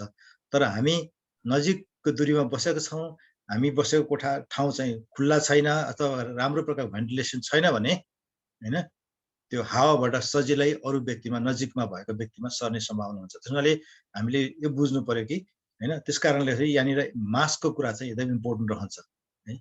हस्, थ्याङ्क यू। हस्, thank you very much, thank you doctor साहबलाई फेरि पनि हामी अनुरोध गर्न चाहन्छौँ आदरणीय सर म्यामहरू, हजुरहरूको केही जिज्ञासा छ, हजुरहरूलाई केही प्रश्न सोध्नु पर्ने छ भने कृपया ह्यान्ड रेज गरिदिनु हुन हामी अनुरोध गर्दछौँ। अहिलेसम्म हेर्दाखेरि सर म्यामहरूको यहाँ ह्यान्ड रेज नभएको हिसाबले हामी फेरि क्वेसनलाई कन्टिन्यू गर्न चाहन्छौँ। र पक्कै पनि यति भनिरहँदा पनि अहिले जुन हामीले प्रश्न राख्यौँ, जुन हाम्रो डाक्टर साहबले त्यसको जुन आन्सर दिनुभएको छ, त्यसको दृष्टिकोण उहाँहरूको विचार राखिदिनु भएको छ, पक्कै धेरै सर म्यामहरूको बिचमा यो क्वेसन उहाँहरूको पनि त्यो मनमा लागेको जिज्ञासा हुनसक्छ भन्ने हामीले भन्न चाहन्छौँ। एक क्वेसनकै क्रममा पक्कै सर म्यामहरूलाई हामी रिक्वेस्ट गर्न चाहन्छौँ यहाँहरूको जिज्ञासा राख्नको लागि। र अघि हामीले प्रेजेन्टेसनमा पनि हेऱ्यौँ र धेरै न्युज पेपरमा हेरिरहेका छौँ, धेरै भेरिएन्टहरू जस्तै युके भेरिएन्टकोदेखि लिएर अघि इन्डियन भेरिएन्टको कुरा पनि राख्नु भएको छ हाम्रो देवेन सरले प्रेजेन्ट गर्नुहुँदाखेरि, त्यस्तै ब्राजिलियन भेरिएन्ट मेनी मोर होइन, धेरै भेरिएन्ट भइरहेको छ भन्छ। यो कोरोना भाइरसको भेरिएन्टहरू धेरै छन् भनेर त भन्यो, यी भेरिएन्टहरू चाहिँ कसरी एक्जिस्ट हुन्छ कृपया बताइदिनुहुन्छ डाक्टर साहब। सायद मेरो विचारमा हाम्रो अघि देवेन्द्रजीले भेरिएन्टको बारेमा एकदम राम्रो इन्फर्मेसन सेयर गरिसक्नु भएको छ होइन। कसरी एक्जिस्ट गर्छ भन्दाखेरि मतलब अघि नै उहाँले पनि भनिसक्नु भएको छ। यो जब अब हामीले बुझ्नुपर्ने कुरा चाहिँ सोर्स अफ भाइरस चाहिँ, यसको सोर्स अफ इन्फेक्सन अथवा सोर्स अफ भाइरस चाहिँ कोरोना भाइरस चाहिँ यसको स्रोत चाहिँ कहाँ हो भन्दाखेरि यो भनेको सङ्क्रमित व्यक्ति हो है। संक्रमित व्यक्ति चाहिँ भाइरसको स्रोत हो अथवा भाइरसको स्टोर हो, त्यहाँ रहन्छ। अब यो हावामा वातावरणमा गइसकेपछि चाहिँ केही समयसम्म यो जीवित रहन्छ, त्यसपछि यो वातावरणको असरले गर्दा मर्छ। तर यो जीवित रहने ठाउँ भनेको चाहिँ लामो समय जीवित हुने अनि यसको परिवर्तन हुने हैन, यसको विकास हुने भनेको चाहिँ संक्रमित व्यक्ति नै हो हैन। त्यसकारण अब त्यो संक्रमित व्यक्तिबाट जब विभिन्न माध्यमबाट अर्को व्यक्तिमा सर्छ, यसरी सर्दै जाँदाखेरि अब एक प्रकारले त्यो उसको निम्ति फरक फरक व्यक्तिमा ट्रान्समिट हुनेको मतलब फरक फरक व्यक्ति फेरि विभिन्न फरक प्रकारको वातावरणमा बसेको छ, त्यसमाले त्यो भाइरसको निम्ति त्यो वातावरण एकदम फरक फरक भयो हैन। फरक वातावरणमा त्यो पुग्ने बित्तिकै के छ भने यो साइन्समा एउटा भनेको छ नि हैन, के अरे यो सर्भाइभल अफ द फिटेस्ट भन्छ ग्रेगर मेन्डलको सिद्धान्तमा हैन। ऊ आफू सर्भाइभ हुनुको लागि पनि जुन प्रकारको वातावरण छ त्यो अनुसार चाहिँ भाइरसले आफ्नो स्वभाव परिवर्तन गर्छ हैन। त्यसरी स्वभाव परिवर्तन जति त्यो स्प्रेड हुँदै गयो त्यति नै त्यसले फरक प्रकारको वातावरण पाउँछ र त्यसपछि त्यो वातावरण अनुसार ऊ सर्भाइभ हुनुको लागि त्यसले आफ्नो स्वरूप चरित्रहरू परिवर्तन गर्दै जान्छ। त्यही हो म्युटेसन भनेर हामी भन्छौँ हैन। त्यसरी कसरी एक्जिस्ट गर्छ भन्दाखेरि त्यही हो कि जसरी स्प्रेड हुँदै गएको छ विभिन्न देशमा, विभिन्न व्यक्तिमा, विभिन्न प्रकारको हावापानी वातावरणमा भएको व्यक्तिमा यसो सर्दै जाँदाखेरि यसको स्वरूप परिवर्तन हुँदै जान्छ। त्यसले गर्दा त्यो भेरिएन्टहरू डेभलप हुन्छ। अब अघि देवेन्द्रजीले भनिसक्नु भएको छ विभिन्न देशमा फरक फरक स्वरूपको भाइरसहरू, अलिकति फरक प्रकारको चरित्र स्वभाव भएको भाइरसहरू पत्ता लगाएको कुरा। अब नेपालमा पनि जो संक्रमित व्यक्तिहरू छ त्यो संक्रमित व्यक्तिमा कुन कुन किसिमको भाइरस छ त भनेर केही अध्ययन भएको छ। नेपालमा पर्याप्त अध्ययन यसको बारेमा भेरिएन्टको बारेमा भएको छैन हैन। केही देशमा देखिएको भेरिएन्टहरू नेपालमा देखिएको छ, जस्तो अघि भनेर सुरुमा चाइनामा देखिएको भेरिएन्ट भाइरस हाम्रो देशमा देखियो। पछि बेलायतमा जुन भेरिएन्ट विकास भयो त्यो भेरिएन्ट पनि नेपालमा देखियो है। अहिले इन्डियन भेरिएन्टहरू हैन, इन्डियन भेरिएन्ट अब इन्डियामा जुन प्रकारको संक्रमण भयो त्यहाँ चाहिँ अब भाइरसको स्वभाव परिवर्तन भएर त्यहाँ फरक प्रकारको भाइरसहरू, केही चरित्र फरक भएको भाइरसहरू देखा परेको छ। त्यसमाले त्यो भेरिएन्ट पनि नेपालमा देखा परेको भनेछ। तर नेपालमा यो भेरिएन्टको बारेमा त्यति पर्याप्त अध्ययन भइसकेको छैन हैन, भइसकेको छैन। त्यसमाले यसरी नै यो एक्जिस्ट हुन्छ। अब यसलाई अब यो भेरिएन्टलाई कन्ट्रोल गर्ने, निर्मूल गर्ने हो भने चाहिँ हामीले भाइरस अनि एक प्रकारले संक्रमणलाई हैन त्यही प्रकारले चेक गर्न सक्नु पर्यो। चेन अफ इन्फेक्सनलाई हामीले कन्ट्रोल गर्यो भने सायद त्यो प्रकारको भाइरसको अरू स्प्रेड हुने, विकास हुँदै जाने कुरालाई अलिकति कन्ट्रोल गर्न सकिन्छ, चेक गर्न सकिन्छ भन्ने लाग्छ। मैले तपाईँको क्वेसनको लागि रेस्पोन्ड गरेँ। हजुर हजुर, thank you very much sir. त्यसै गरी हामीलाई यहाँ च्याट बक्समा आएको छ, यो सेकेन्ड वेभ कोभिडको कन्सिक्वेन्सको कतिसम्म आउन सक्छ, हाम्रो जस्तो डेभलपिङ कन्ट्रीमा चाहिँ यसलाई कसरी कन्ट्रोल गर्न सकिन्छ भन्ने हिसाबले हाम्रो एकजना साथीले राख्नु भएको छ। सर यसलाई पनि सम्बोधन गरिदिनुहुन्छ कि सेकेन्ड वेभ कतिसम्म जान सक्छ र यसलाई कसरी कन्ट्रोल गर्न सकिन्छ हैन। सेकेन्ड वेभ कतिसम्म जान सक्छ भन्ने विषय मेरो विचारमा तपाईँ हाम्रो हातमा छ है। अनि धेरै हदसम्म र त्यसलाई यसको रोकथाम र नियन्त्रणको कुरा पनि तपाईँ हाम्रो हातमा छ है।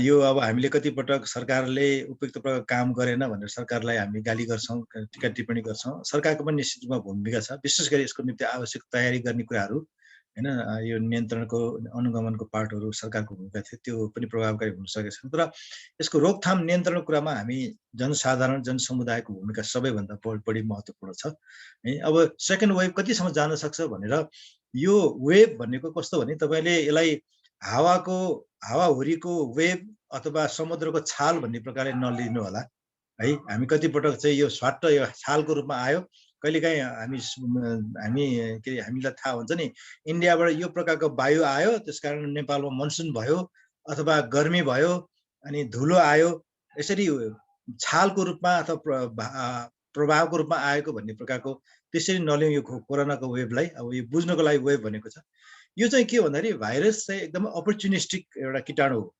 यसले उपयुक्त प्रकारको वातावरण हैन, यसको माध्यम पाउने बित्तिकै यो त स्प्रेड हुन्छ, जति पनि स्प्रेड भएको भाइ गर्छ।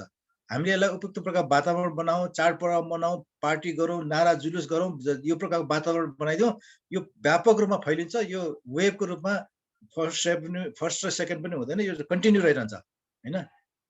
तर यसलाई हामीले कुनै प्रकारले नियन्त्रण गर्यो भने, यसलाई हामीले लिमिट गरेर कन्टेन गर्न सक्यौँ भने हैन, यो अब त्यही प्रकारको लिमिट हुनसक्छ। उनीहरूले फर्स्ट वेभ भनेको हामीले गरेको उपायहरू लामो समयको लकडाउन केही जनस्वास्थ्य मापदण्डलाई अपनायौँ यो कारणले गर्दै फर्स्टमा आएकोलाई केही हदसम्म सीमित गर्न सक्यौँ 100 भन्दा कम सङ्ख्यामा यसको सङ्क्रमणलाई हामीले कन्टेन गरेका थियौँ तर भाइरस त नेपालमा छँदै थियो हाम्रो समुदायमा छँदै थियो हैन तर पछि फेरि सम्पूर्ण रूपमा खुला भयो अब भाइरस गयो भनेर हामीले लापरवाही गर्यौँ त्यसपछि त्यो भएको सीमित भएको भाइरस फेरि जनसमुदायमा फैलिँदै गयो हैन विदेशबाट पनि आयो इन्डियाबाट आयो हाम्रो देशमा भएका भाइरस पनि फैलिँदै गए हैन र यसलाई सेकेन्ड वेभ हामीले भनेर भनेको छौँ मैले बुझ्दाखेरि चाहिँ यो वेभलाई हामीले त्यसरी बुझ्नुपर्छ जस्तो लाग्छ हैन त्यसकारण यो अरू चिज जस्तो एकदमै हावाको रूपमा एकदम प्रभावको रूपमा आउने त्यसपछि फेरि बन्द हुने त्यो प्रकारको कुरा होइन हैन त्यसकारणखेरि सेकेन्ड वेभ कतिजनासम्म जान सक्छ भन्न सकिँदैन है अब सरकारले लकडाउन गरेको छ हामी जनसमुदाय अहिले जुन प्रकारको मानवीय क्षति जुन प्रकारको यसको असर हामीले अनुभव गर्नु परेको छ यसलाई मध्यनजर राखेर हामी सम्पूर्ण जनसमुदाय सबै सरकारवालालाई मिलेर जनस्वास्थ्यको मापदण्डलाई एकदम कडाइका साथ हामीले पालन गर्यौँ भने हामी यो सेकेन्ड वेभलाई एकदमै केही हप्ताभित्रमा यो 1-2 महिनाभित्रमा नै कन्ट्रोल हुन्छ भन्ने लाग्छ तर यदि फेरि पनि अब केही भएको छैन भनेर मर्ने मर्यो बिरामी भन्ने भयो मलाई त केही हुँदैन मलाई छुँदैन भनेर लापरवाही गर्छौँ फेरि खुलेपछि फेरि मन पऱ्यो हेल्थ चेक नै गर्छौँ भने यो वेभ लामोसम्म जान सक्छ अनि फेरि कम हुनसक्छ फेरि यदि यसलाई हामीले न्यू नर्मलको कुरा गरेछौँ हैन अब यो देशमा करिब 80% जति मान्छे इन्फेक्टेड प्लस भ्याक्सिनबाट कभरेज नहुन्जेलसम्म यो हामी हर्ड इम्युनिटी भनेर भन्छौँ हर्ड इम्युनिटी करिब 80% नहुन्जेलसम्म चाहिँ त्यो भाइरस स्प्रेड हुनको लागि उपयुक्त प्रकारको वातावरण हुन्छ हैन त्यसकारण यो सेकेन्ड वेभ लामो हुन सक्छ अथवा थर्ड वेभ फेरि आउन सक्छ हैन त्यसकारण यो चाहिँ कुरा चाहिँ धेरै महत्त्वपूर्ण छ है हस् धन्यवाद सरलाई एकदमै सारगर्भित विचार राखिदिनु भएको छ पक्कै पनि अब यो डेभलपिङ कन्ट्री होस् अथवा वेल डेभलप कन्ट्री होस् यसमा चाहिँ हामी बिचले हाम्रो स्वास्थ्य हाम्रै हातमा भनेको जस्तै गरी यहाँले राखिदिनु भएको छ धेरै धन्यवाद दिँदै म हाम्रो राजु साक्की सरले ह्यान्ड रेज गर्नुभएको छ कृपया राजु साक्की सर हजुरको के जिज्ञासा छ प्लिज एकदमै टिपिकली क्वेसन मात्रै फोकस भएर राखिदिनु हुन हामी अनुरोध गर्दछौँ राजु साक्की धन्यवाद आयोजक मित्रहरूलाई या कृष्ण सरलाई नमस्कार मेरो एउटा प्रश्न चाहिँ के छ भन्दाखेरि कृष्ण सर यो हामीले फर्स्ट वेभ र सेकेन्ड वेभको चाहिँ जुन अहिले कुरा गरिरहेका छौँ तर फर्स्ट वेभदेखि सेकेन्ड वेभसम्म आउँदाखेरि चाहिँ यसका उपचारका पद्धतिहरू चाहिँ अलिकति फरक भएको अथवा आवश्यकताका परिपूर्तिहरू चाहिँ अलिकति फरक भएको हामीले पायौँ जस्तै फर्स्टको कुरा गर्दाखेरि हामीले यो अक्सिजनका कुराहरू त्यति धेरै गरेनौँ तर दोस्रो वेभमा आउँदाखेरि अक्सिजन सिलिन्डरका कुराहरूदेखि लिएर अलिक बढी रूपमा चाहिँ आयो यो रूपमा आउँदाखेरि सरको एउटा चाहिँ अध्ययन अथवा चाहिँ उसले गर्दाखेरि के छ सर यो किनभने भाइरसले त आफ्नो एउटा रूप परिवर्तन गर्छ भनेर एउटा चाहिँ साइन्टिफिकली इट्स प्रुफ्ड सर होइन त्यो हिसाबमा चाहिँ विल दिस भाइरस यसले चाहिँ फेरि अर्को एउटा थर्ड वेभ पनि ल्याउने चाहिँ ऊ चाहिँ के कस्तो छ र त्यो तेस्रो वेभ आउँदाखेरिको चाहिँ हाम्रा स्वास्थ्यमा चाहिँ गर्नुपर्ने हाम्रा चुनौतीहरूलाई चाहिँ यी वस्तुहरू चाहिँ त्यो बेला चाहिँ हामीलाई आवश्यक पर्छन् है भन्ने कुरा अहिले नै तपाईँको हाम्रो नेपाल सरकार वा चाहिँ उसले WHO ले चाहिँ यी सामग्रीहरू तिमीहरू जोहो गर्नु चाहिँ आवश्यक छ है थर्ड वेभमा आउँदाखेरि भन्ने कुरा चाहिँ त्यो तत्त्व कुराहरू आवश्यकताहरूलाई चाहिँ अहिले नै भन्न सक्ने अवस्था छ कि छैन भन्ने नै मेरो प्रश्न छ धन्यवाद थ्याङ्क यू राजु सर हजुरले जो सेकेन्ड वेभमा उपचारको पद्धतिको कुराहरूमा के भिन्नता गर्नुपर्छ यो अहिले जुन प्रकारको अवस्था छ भन्ने कुराहरू गर्नुभएको छ त्यसपछि सेकेन्ड पछि थर्ड वेभको लागि हामीले तयारी कसरी गर्नुपर्छ भन्ने कुरा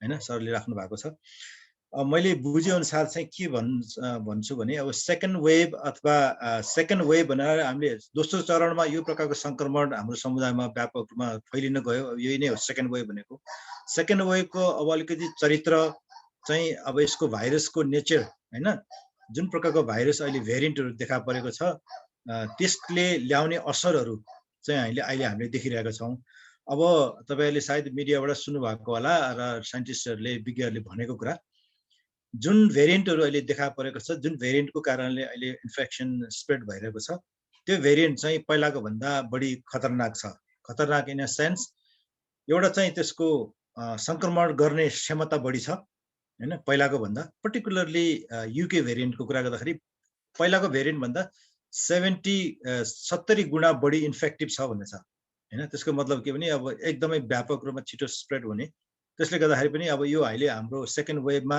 जुन प्रकारको सङ्क्रमणको दर बढेको छ त्यसबाट नै हामी अनुमान गर्न सक्छौँ होइन। हाम्रो बिचमा यो सङ्क्रमण कति छिटो फैलिएको छ अनि परिवार पुरै सङ्क्रमित भएको कुराहरू हामीले देखेका छौँ होइन। त्यस कारण यो सङ्क्रमण गर्ने क्षमता बढी छ भन्ने कुरा छ अहिलेको भेरिएन्टमा। अनि अर्को चाहिँ यसले पक्रिसकेपछि सिभिरिटी होइन, यसले साह्रो बनाउँछ है, साह्रो बनाउने प्रकारको लक्षण यसको छ होइन। इभन पहिला जस्तो उदाहरणको लागि अघि भनिसक्नु भएको छ, पहिलाको उसमा 100.4 भन्दा बढी ज्वरो आउन सक्छ त्यो प्रकारको भनेको छ। अहिले त्यो ज्वरो पनि बढी छ होइन। त्यसकारण यो लक्षण चिन्ह पनि साह्रो प्रकारको छ होइन, सिभिरिटी छ। र यसको कारणले के भन्दाखेरि सिभिरिटी बढी हुने बित्तिकै डेथ रेट होइन बढी हुन्छ। जब सिभियर हुने बित्तिकै धेरै जसो पेसेन्टलाई अक्सिजन जस्तो होइन आइसियु भेन्टिलेटरमा राखेर विशेष प्रकारको उपचार चाहिँ चाहिने हुन्छ होइन। अब नेपालमै पनि अहिले चाहिँ तपाईँको अहिले करेन्टली 75% मात्रै तपाईँको यो के भन्छ रिकभरी रेट छ होइन। रिकभरी रेट पहिला हाम्रो एकदमै धेरै थियो होइन, राम्रो थियो। अहिले रिकभरी रेट घट्दै गएको छ है। इभन अन्तर्राष्ट्रिय उसको भन्दा पनि नेपालमा रिकभरी रेट निको हुने दर चाहिँ पहिलाभन्दा घट्दै गएको छ। त्यसको मतलब के भने सिभियर पेसेन्टहरू बढी छन्। सिभियर पेसेन्ट भएपछि आइसियु भेन्टिलेटर जस्तो प्रकारको उपचार अक्सिजन दिएर उपचार गर्नुपर्ने केसहरू बढी छ। त्यो हुने बित्तिकै अब हाम्रो उपचारको के अरे सुविधाहरू कम छ र समयमा उपयुक्त प्रकारको उपचार भएन भने मान्छेको मृत्यु हुन्छ होइन। त्यस कारणले अहिले मृत्यु दर डेथ रेट पनि बढ्दै गएको छ है। त्यस कारण अब तर के छ भने उपचारको कुरा गर्दाखेरि अहिले जुन भेरिएन्टले जुन प्रकारको समस्या आएको छ उपचारमा एज सच पहिलाको र अहिलेकोमा त्यति खास फरक छैन होइन। साइन्टिस्टहरूले के भनेको छ भने त्यो भेरिएसन म्युटेसन हुँदाहुँदै पनि के अरे भ्याक्सिनले अहिले भइरहेको भ्याक्सिनले अधिकांशले त्यो भाइरसलाई त्यो भेरिएन्टलाई काम गर्छ होइन। र त्यसपछि उपचारको कुरा त पहिला पनि त्यो अब अलिकति साह्रो बिरामीलाई अलिक कम गर्नको लागि रेमडेसिभिर दिने प्लाज्मा थेरापी दिने कुराहरू थियो। त्यसपछि अब यदि निमोनिया भयो होइन, अब धेरै जसो बिरामीलाई यसको समस्या भनेको श्वास प्रश्वासको समस्या हो र यसको जटिलता भनेको निमोनिया हुन्छ। निमोनिया साह्रो भएपछि त्यसपछि अब अक्सिजन कम हुन्छ अनि त्यसपछि जटिलता बढ्दै जान्छ र समयमा ठिक प्रकारको उपचार नभए भने मान्छे मृत्यु हुनसक्छ। त्यसमाले निमोनिया हुँदाखेरि चाहिँ सेकेन्डरी इन्फेक्सन भन्छौँ होइन, अरू ब्याक्टेरियाको इन्फेक्सनहरू हुन्छ। त्यस्तो अवस्थामा एन्टिबायोटिक दिने कुराहरू उपचार पहिला पनि त्यही थियो अहिले पनि त्यही छ होइन। तर त्यही हो सिभिरिटी अहिलेको भेरिएन्टको कारणले सिभिरिटी बढी छ, त्यसले गर्दा डेथ रेट बढी भयो। र अब थर्ड वेभको लागि हामीले तयारी गर्ने कुरा चाहिँ त्यही हो कि अब तर के अब क्रमशः यो भाइरस चाहिँ कुन रूपले यसको विकास हुँदै जान्छ है, म्युटेसन हुँदै जान्छ यो होइन। हुँदै जाँदाखेरि अब योभन्दा पछाडि देखिने भेरिएन्टहरूको लक्षण अथवा त्यसको नेचर चाहिँ कस्तो हुन्छ त्यो चाहिँ अध्ययन हुनै बाँकी छ होइन। अब त्यसले त्यो अनुसार चाहिँ हामीले तयारी गर्ने कुराहरू कतिपय उपचारको कुराहरू पद्धतिहरूलाई त्यसले फरक पार्न सक्छ। तर अहिले एक्जिस्टिङ भेरिएन्टहरू जुन छ त्यो भेरिएन्टको कारणले उपचारको पद्धतिमा अरू धेरै परिवर्तन गर्नुपर्ने अवस्था होइन।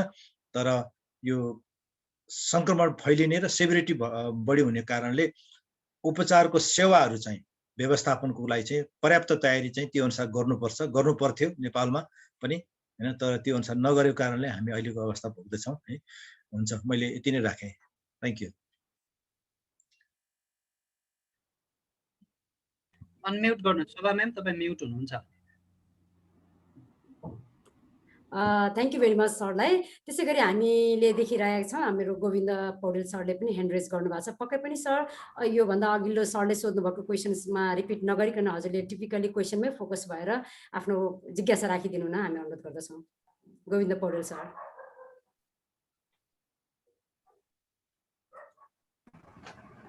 हेलो। हजुर हजुर सर। हजुर डाक्टर साहब नमस्कार। म चाहिँ अलिकता हाम्रो फ्यामिली नै कोभिड भएर बसेको अवस्थाको मान्छे हो। हाम्रो चाहिँ मेरो परिवारलाई पनि छ अनि छोरीलाई पनि छ र छोरालाई पनि छ। परिवार र छोरालाई के अरे छोरीलाई चाहिँ पिसिआर टेस्टबाटै प्रमाणित भएको, बाबुलाई चाहिँ पिसिआर टेस्ट गर्न पाइएन। तर अहिले हाम्रो चाहिँ त्यस्तो क्रिटिकल अवस्था छैन, हामी सबै ठिक छौँ। हामी सेपरेट कोठाहरूमा बसेर घरमै आइसोलेसनमा छौँ। र स्वास्थ्य कर्मीको निगरानीमै छौँ। आफन्त मान्छेहरू नै स्वास्थ्य कर्मी हुनुहुन्छ र अहिले हामीलाई परेको समस्या भनेको फेरि PCR टेस्ट गरेर रिजल्ट चाहिँ लिन पाइएन। भेरीमा चाहिँ बिग्रेको छ मसिन। 1 हप्ता भयो PCR जवाब दिएको। तर अब हाम्रो करिब नानीको चाहिँ 14 दिन भइसक्यो, म्याडमको चाहिँ 10 दिन जति भइसक्यो। अब हामी चाहिँ यतिकै आइसोलेसनमा कति दिन बस्नु पर्ला भन्ने हामीलाई चाहिँ लागेको छ। हाम्रो फ्यामिली एउटै घरभित्रै छौँ, तर पनि अब एकदम सेपरेट जस्तो भयो। यसको चाहिँ केही त्यस्तो समाधान या हामी चाहिँ जोइन्टली अब बस्न सक्ने कति दिनपछि हुन सक्छ होला भन्ने कुरो चाहिँ मेरो जिज्ञासा। ओके, हुन्छ। हजुरले अब फिजिसियनले रेस्पोन्ड गर्नुपर्ने क्वेसन जस्तो प्रकारको भयो हुन त। तर म पनि एउटा हेल्थ वर्करको हिसाबले मैले थाहा भयो अनुसार म पनि अलिकति हेल्थमा सुरुमा अलिक प्र्याक्टिस गरेको हिसाबले अलिकति रेस्पोन्ड गर्छु हजुरलाई। र हजुर यदि जस्तो परिवारमा 2-3 जना इन्फेक्टेड हुनुहुन्छ भने अब इन्फेक्टेड परिवारको बिचमा चाहिँ त्यति धेरै त्यो प्रकारको आइसोलेसन नगर्दा पनि हुन्छ, किनभने सबैजना के अरे इन्फेक्टेडै हुनुहुन्छ हैन। र एट द सेम टाइममा इन्फेक्टेड हुनुहुन्छ। थोरै कुरा मैले एड गरेँ। हामी फेरि 3 जनालाई कुनै सिम्पटम देखेको छैन। नातिनी छ एकजना 5 वर्षको, म छु, मलाई चाहिँ हल्का त्यो के अरे अलिकति रुगा जस्तो मात्रै हुन्छ, अरू केही छैन, चेस्ट पेन छ। अनि एकजना बहिनी पनि हुन्छ। हामी 3 जना फेरि सेफ जस्तो छौँ, त्यस्तो सिम्पटम केही देखेको छैन। तर 3 जना PCR पोजिटिभ चाहिँ हुनुहुन्छ हैन? हजुर, 3 जना चाहिँ पोजिटिभ छ। पोजिटिभ हुन्छ। सो पोजिटिभहरुको बिचमा PCR पोजिटिभ 2 जना। हजुर, ओके। PCR उहाँको नेटवर्क गयो कि जस्तो लाग्यो। PCR पोजिटिभको बिचमा त्यति धेरै डिस्टेन्स अथवा आइसोलेसन आवश्यक भएन, किनभने सेम टाइममा इन्फेक्टेड हुनुहुन्छ हैन। तर PCR पोजिटिभ नभएको नेगेटिभको बिचमा त आइसोलेट आवश्यक नै पर्यो। र उहाँले सुन्दै हुनुहुन्छ भने के अरे अब नेपाल सरकारको र अहिलेको WHO को गाइडलाइनले चाहिँ के भन्छ भने यदि तपाईँले लक्षण चिन्ह देखा परेको छैन, लक्षण चिन्ह छैन, सामान्य छ भने तपाईँले 14 दिनसम्म आइसोलेसनमा बसेर त्यसपछि लक्षण चिन्ह छैन भने त्यसपछि तपाईँ आइसोलेसनमा बस्न आवश्यक पर्दैन। आइसोलेसन एन्ड गर्नुभयो हुन्छ। त्यसमाले लामो समय परेन, के अरे 14 दिनपछि लक्षण चिन्ह छैन भने तपाईँहरू PCR टेस्ट नगरिकन नै पनि लक्षण चिन्ह छैन भने तपाईहरु आइसोलेसनमा बाहिर आउन सक्नुहुन्छ है। तर अब 14 दिनसम्म चाहिँ पूर्ण सावधानीको साथ आइसोलेसनमा बस्नु राम्रो आवश्यक पर्छ र अरु परिवारको सदस्यहरुलाई चाहिँ इन्फेक्सन नहोस् भनेर। सायद माहिती नै भयो। हजुर, हस्, धन्यवाद सर। अर्को एउटा प्रश्न आएको छ, जस्तै यो अब कोभिड-19 स्पेशली यहाँले चाहिँ कोभिड-19 को कुरा नै मेन्सन गर्नुभएको छ। यो कोभिड-19 लाई कन्ट्रोल गर्नको लागि चाहिँ आयुर्वेदिक मेडिसिनहरु पनि कतिको इफेक्टिभ हुन्छ होला, कुनै त्यस्तो एभिडेन्स छ कि भनेर पनि प्रश्न राख्नु भएको छ सर, आयुर्वेदिक मेडिसिन। ओके, अब यो चाहिँ आयुर्वेदिक को विज्ञानलाई नै सोध्न राम्रो हुन्थ्यो होला। तर मैले बुझे अनुसार, स्वास्थ्य कर्मीको हिसाबले बुझे अनुसार म आयुर्वेदको विधालाई पनि एकदम रेस्पेक्ट गर्छु। आयुर्वेद हाम्रो पुरानो एकदमै प्राचीन विधा हो र महत्त्वपूर्ण विधा पनि हो र हाम्रो जनसमुदायमा हाम्रो पूर्वीय समाजमा आयुर्वेद को उपचार पद्धति प्रति धेरै विश्वास पनि छ र जुन प्रकारको उपचारको पद्धतिहरू हामीले अपनाउँछौँ आयुर्वेद, मलाई लाग्छ त्यो प्रभावकारी नै हुन्छ भन्ने मलाई मेरो आफ्नो पर्सनल विचार त्यस्तो लाग्छ। तर स्पेसिफिक रूपमा जुन विभिन्न प्रकारको जडीबुटी विभिन्न चिजहरू हामीले खाएर कोरोना भाग्छ भन्ने प्रकारको कतिपय व्यक्तिले विभिन्न प्रकारको प्रचारहरू गरेको छ, शेयरिङ गरेको छ, त्यो कुराहरू चाहिँ साइन्टिफिकली प्रुभन कुराहरू होइन मलाई लाग्छ। धेरै जस्तो बेसार पानी खाने अथवा के अरे अर्को त्यो गुर्जो खाने, यसो गर्ने उसो गर्ने भन्ने कुराहरू त्यो चाहिँ साइन्टिफिकली कसरी खाँदा, कति कुन डोजमा खाँदा, कति पटक खाँदा, कति समय खाँदा त्यसले चाहिँ कोरोनालाई असर पार्छ अथवा कोरोना नियन्त्रण हुन्छ, कोरोना निको हुन्छ भनेर साइन्टिफिकली प्रुभड छैन हैन। त्यसकारण त्यो विधि तपाईले अपनाउन सक्नुहुन्छ, त्यसले फाइदा नै गर्छ भन्ने लाग्छ। तर म चाहिँ अब साइन्टिफिकली प्रुभन नभएको कारणले आयुर्वेदको तरिकाले कोरोना चाहिँ पूर्ण नियन्त्रण हुन्छ भनेर म भन्न सक्दिनँ। अब मलाई लाग्छ, मलाई थाहा छैन यो आयुर्वेदको विधाबाट त्यो प्रकार कुनै रिसर्च स्टडी भएर त्यसको आधारमा त्यो कुराहरू आएको भन्ने मलाई थाहा छैन हैन। त्यसकारण अब यो कुराहरूलाई चाहिँ अपनाउनु चाहिँ अपनाऊ तर पूर्ण चाहिँ भर नपरौँ भन्ने म चाहिँ भन्न चाहन्छु। हजुर थ्याङ्क यू सर। यही रिलेटेड क्वेसन चाहिँ यो एकजना इन्टरनेसनल पार्टिसिपेन्ट हुनुहुन्छ, is from Chennai. Jai could you Jaynath Karuna भनेर उहाँले चाहिँ अब नेपाली ल्याङ्ग्वेज अलिकति उहाँलाई स्ट्रगल हुनसक्छ होला, सो इन सर्ट यहाँले चाहिँ एक्सप्लेन गरिदिनुहुन्छ sir in English. What is his question? Question related to what you just explained. Sorry, oh, I see. Okay, I see. That was the question. Okay. Yeah. Okay. Yeah, okay. So, Jay, so I heard your question. So my opinion is like I respect the Ayurvedic discipline of medicine. So it's very, very important, very good, and I think the Nepali people, Indian people, our Eastern communities, they believe on Ayurvedic medicine as well. So I don't have any. I have a full respect to Ayurveda, but as different people, different sources are like sharing the information, like if you eat some food or if you eat some herb and other things, it will be effective against COVID-19. I'm not quite sure whether this information came based on the research or any evidence. So I cannot say that any specific herbal medicines or herbal things that people are sharing will be effective or not. So I suggest that you can still use that it might help, but we cannot say for sure that this will be very effective. Thank you, sir. And Jay, are you satisfied with this answer or? Absolutely, absolutely. Thank you very much, Shubha. Thank you, sir. Thank you so much, sir. Good answer. Okay. Thank you very much. Shobhaji, I think थुप्रो साथीहरूले यहाँ उसमा पनि च्याटमा पनि केही question राखेको छ, सायद हामीले त्यसलाई रेस्पोन्ड गर्नुपर्छ कि? Sure, sir. Okay. यसै क्रममा एउटा राखिहालौँ सर, त्यसपछि हामी च्याट बक्समा पनि रिभ्यू गर्नलाई प्लिज सर म्यामहरुलाई हामी ह्यान्ड रेज गर्न पनि फेरि पनि अनुरोध गर्न चाहन्छौँ। अर्को एउटा प्रश्न चाहिँ सरको लागि चाहिँ यो डेड बडीबाट चाहिँ अब जस्तो यो संक्रमित व्यक्तिहरुको डेथ भइसकेपछि अब आफन्तहरु पनि भेट्न नभएको केसहरु हैन, एकदमै त्रसित अवस्थामा यो डेड बडीबाट चाहिँ ह्युमन बिङमा यो कोभिड-19 सर्ने चान्सेस कति छ, कति सर्ने सम्भावना हुन्छ होला, यस विषयमा अलिकति प्रश्न पार्दिनुहुन्छ सर? अब यो अहिले जुन डेड बडीलाई जुन प्रकारले हामीले डिस्पोज गर्ने अभ्यास अन्तर्राष्ट्रिय क्षेत्रमा नेपालमा पनि गरिरहेको छ, यो राम्रो प्रकारले गरिरहेको छ, सुरक्षित प्रकारले गरिरहेको छ। सुरक्षित हुनु चाहिँ धेरै आवश्यक छ। तर केही रिसर्चहरुको बाट मैले हेर्दाखेरि चाहिँ मैले के पाएँ भन्दाखेरि there is no evidence of spreading corona virus from a dead body to people. है त्यो हिसाबले चाहिँ अब सरेको एभिडेन्स छैन, तर अब सर्दैन भन्न सकिदैन हैन। एभिडेन्स किन पनि छैन भने सायद अब यो डेड बडीलाई अब त्यही सावधानीको साथ डिस्पोज गरेको कारणले गर्दाखेरि पनि नसरेको हैन हुन सक्छ, यो तथ्यहरुले त्यस्तो देखाउँछ। तर अब सर्दैन भनेर भन्न चाहिँ सकिदैन, तर एभिडेन्स चाहिँ छैन अहिलेसम्म हैन। त्यसकारण यो तपाईले अब यो बिचको एन्सर दियो भन्नु होला, तर अहिलेको अवस्था नै यस्तै छ, किनभने यो कोरोना भाइरसको बारेमा धेरै अध्ययनहरु हुनु बाँकी छ, तर सबै कुरा एकदम एस्टाब्लिश फ्याक्ट छैन हैन। त्यसकारणले गर्दाखेरि सावधानी अपनाउन आवश्यक छ, तर सरेको एभिडेन्स छैन।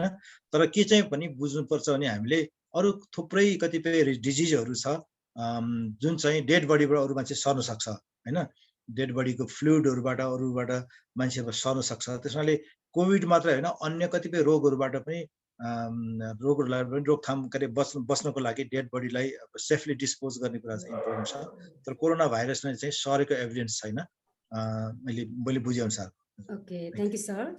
त्यस्तै गरी हाम्रो सृजना म्यामले सोध्नु भएको कुरा त पक्कै एड्रेस भयो जस्तो लाग्छ। If person is tested positive for how many days they should stay in isolation so that all the family member are safe भनेर लेख्नु भएको छ। पक्कै त्यसको हामीले अहिले अगाडि भइसकेको छ। अर्को प्रश्नको लागि सरलाई चाहिँ जस्तो अहिले मार्केटमा हेर्यो भने अथवा हामी यसो हुन त बाहिर गइरहेको छैनौँ, जति पनि यसो हिँड्दाखेरि देखेको अथवा मिडियाहरुमा पनि हेर्दाखेरि यो दुईटा मास्क लाएर हिँडेको, दुईटा मास्क लगाएर चाहिँ यसो मान्छेहरुको धेरै त्यो तस्बिरहरु हामीले देख्न सक्छौं, भेट्न सक्छौं।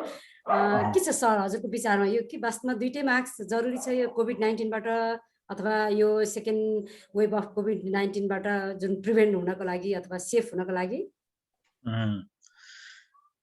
सायद हामी सबैजनासँग मास्कको प्रयोग गरेको विभिन्न प्रकारको अनुभव पक्का पनि छ होला। सायद तपाईँहरूले कतिजनाले डबल मास्क लगाउँदाखेरि तपाईँको आफ्नो फिलिङ कस्तो भयो भने सास फेर्न कतिको गाह्रो सजिलो के भएको छ तपाईँहरूले आफ्नो अनुभव छ होला। मेरो पनि आफ्नो त्यो प्रकारको अनुभव छ। म तपाईँलाई स्पष्ट के भन्छु भने regular long term use of mask is not good for your lungs है, किनभने हामीले स्वतन्त्र प्रकारले स्वच्छ हावा लिनुपर्ने अवस्थामा मास्क प्रयोग गर्दाखेरि त्यसले हावा लिने उसलाई चाहिँ केही न केही लिमिट गर्छ होइन, गाह्रो बनाउँछ। त्यसैले त्यो कुरा चाहिँ हामीले बुझ्नुपर्छ। अब अहिले हामीले जो मास्क प्रयोग गरिरहेछौँ कोभिडबाट बच्नको लागि मास्क चाहिँ अब एकदम अनिवार्य जस्तै हाम्रो लाइफस्टाइल जस्तै भएको छ होइन। त्यस कारणले गर्दाखेरि तपाईँले डबल मास्क चाहिँ तपाईँले नर्मल टाइममा हिँडेको बेलामा डबल मास्क लाउनु भयो भने सायद तपाईँलाई एकदम गाह्रो पनि हुन्छ होला है। मैले केही समय अगाडि लगाएको थिएँ, मलाई एकदम गाह्रो भयो, मलाई पसिना आयो होइन। किनभने जब डबल मास्क हुने बित्तिकै त्यो प्रकारको एयर फिल्ट्रेसन एयर इन्हेलेसनमा त्यसले असर पार्छ, तपाईँको अक्सिजन सेचुरेसन त्यसले नै फरक पार्छ होइन। तर अब हामी भिडभाडमा छौँ, अलिकति जोखिमपूर्ण वातावरणमा छौँ भने डबल मास्क विल हेल्प है, केही हदसम्म त्यसले अलिकति बढी प्रोटेक्सन दिन्छ भन्ने मलाई लाग्छ। र त्यही कुराहरू चाहिँ केही तथ्यहरू पनि बाहिर आएको छ। किनभने अब जब हामीले हाम्रो एयरमा भाइरस छ र हामीले हावा इनहेल गरिरहेछौँ भने डबल लगाउँदाखेरि एउटा चाहिँ यतातिरको जो बाहिरबाट पालहरूबाट सर्ने सम्भावना त्यो प्रकारको त्यसलाई कम गर्छ भने अर्को चाहिँ इनहेल गर्दाखेरि त्यसले भाइरसलाई एउटा ब्यारियर क्रिएट गर्छ होइन, अलि इन्क्रिजिङ ब्यारियर क्रिएट गर्छ। त्यसले गर्दाखेरि त्यो फिल्ट्रेसनमा चाहिँ अब त्यसले फाइदा गर्छ। त्यसले कोभिडको भाइरसलाई इनहेल गर्ने कुरामा चाहिँ त्यसले प्रभावकारी हुन्छ भनेर चाहिँ केही तथ्यहरू बाहिर आएको छ। तर म एट द सेम टाइम हामी नर्मल सिचुएसनमा कतिजना के देखेछु भने मेरो यहाँ छिमेकी छतमा बसेर गमला गोडी राख्दाखेरि पानी हालिदिइराखेर पनि के अरे मास्क लगाएर हिँडेछ। त्यस्तो प्रकारको अवस्थामा आवश्यक भएन होइन। तपाईँ एक्लै बसिरहनु भएको छ, बारीमा काम गर्ने भएको छ, गमला फुलमा पानी हालिरहनु भएको छ, मास्क लगाएको छ होइन। त्यसमाले अनावश्यक ठाउँमा के अरे लाग्नु आवश्यक छैन। तर आवश्यक ठाउँमा तपाईँले डबल प्रोटेक्सन के अरे डबल मास्क लगाउनु भयो भने त्यसले केही हदसम्म प्रोटेक्सन दिन्छ भन्ने हुन्छ। आदरणीय सर म्यामहरू, पक्कै पनि यो मास्क सम्बन्धी हामीले प्रपर युज अफ मास्क भनेर फेरि पनि हामी वेबिनार गर्दैछौँ, इन डिटेल अझ हामी त्यसमा छलफल गरौँला भन्दै अर्को फेरि यहाँ एउटा क्वेसन आएको छ। क्वेसनमा चाहिँ kindly request to suggest preventive measures in addition to mask use and physical distancing भनेको छ। मास्क युजको बारेमा त सरले राखि नै सक्नु भएको छ, maybe elaborate in physical distancing what is suggest? Physical डिस्टेन्सिङको कुरामा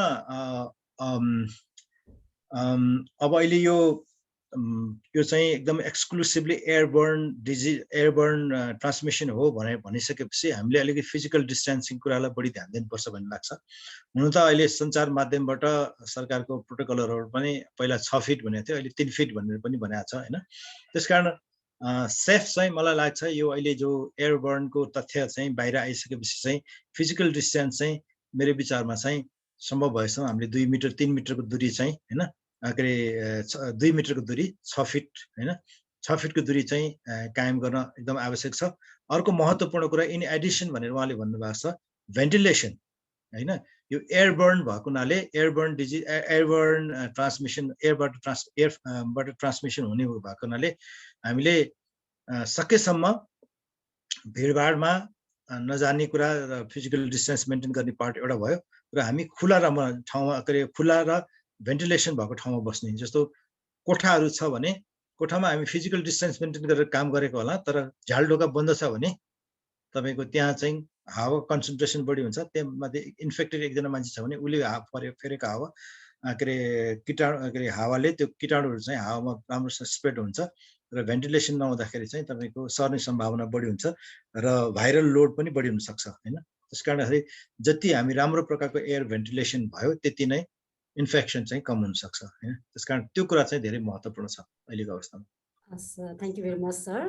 त्यसै गरी अर्को प्रश्नलाई हामीले सम्बोधन गर्ने क्रममा चाहिँ यो how is the effective of vaccination भनेर चाहिँ एउटा भने if dosing of vaccination is incomplete how much is the possibility to be infected भनेर राख्नु भएको छ।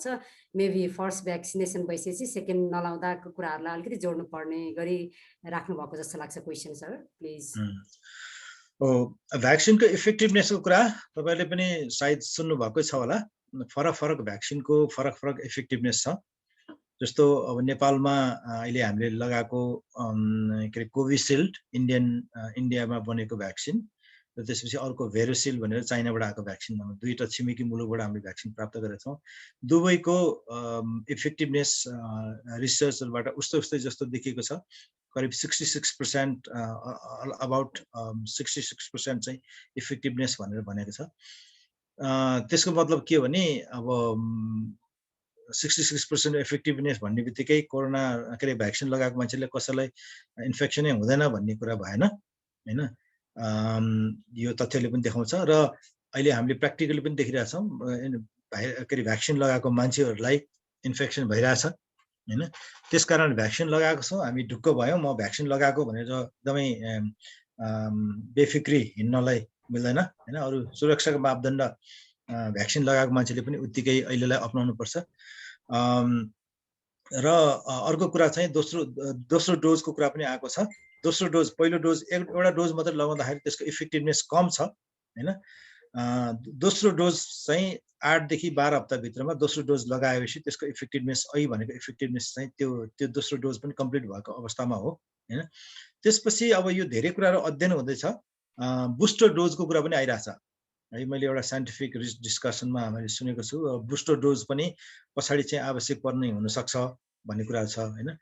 अब अरू कतिपय भ्याक्सिनहरू जस्तो यो अमेरिकामा लगाएको फाइजर र अरू प्रकारको भ्याक्सिनहरूको चाहिँ कतिको 95%, 96%, 90% होइन इफेक्टिभनेस उनीहरूको बढी छ। अब तपाईँले भन्नुहोला त्यो बढी इफेक्टिभ भ्याक्सिन नेपालमा नल्याएर किन यो हाम्रो कम इफेक्टिभ लगाएको भन्ने कुरा पनि आउनसक्छ।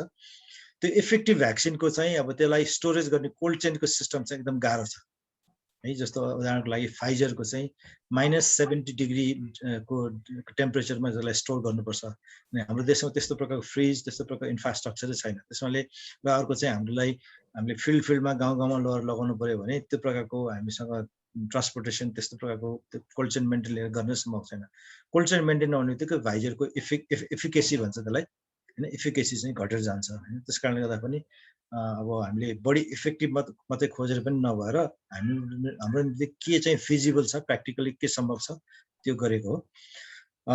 अर्को के प्रश्न जोड्नु भएको थियो त्योसँगै भ्याक्सिनको इफेक्टिभनेसको कुरा सँगसँगै कम्प्लिट नगर्दाखेरि कतिको इन्फेक्टेड हुने चान्सेस छ सेकेन्ड डोजलाई। हो सेकेन्ड डोज मैले त्यो कुरा भने जस्तो लाग्छ। सेकेन्ड डोज चाहिँ आवश्यक छ है त्यो कम्प्लिट हुनको लागि चाहिँ। Okay sir, thank you sir. Archita म्यामले ह्यान्ड रेज गर्नु भएको छ, तर उहाँको च्याट बक्समा नि क्वेसन देखेको हुनाले त्यही क्वेसन छ भने प्लिज, जस्तै यो अघिको प्रेजेन्टेसनमा चाहिँ 100.4 हो कि 104 हो भनेर क्वेसन राख्नु भएको छ। यहाँको त्यही क्वेसन हो कि अर्को क्वेसन हो? प्लिज यहाँले अलिकति आफूलाई अनम्युट गरेर राख्नु होला म्याम। यदि त्यही च्याट बक्सकै हो भने हामी तयार छौँ, तर हजुर प्लिज।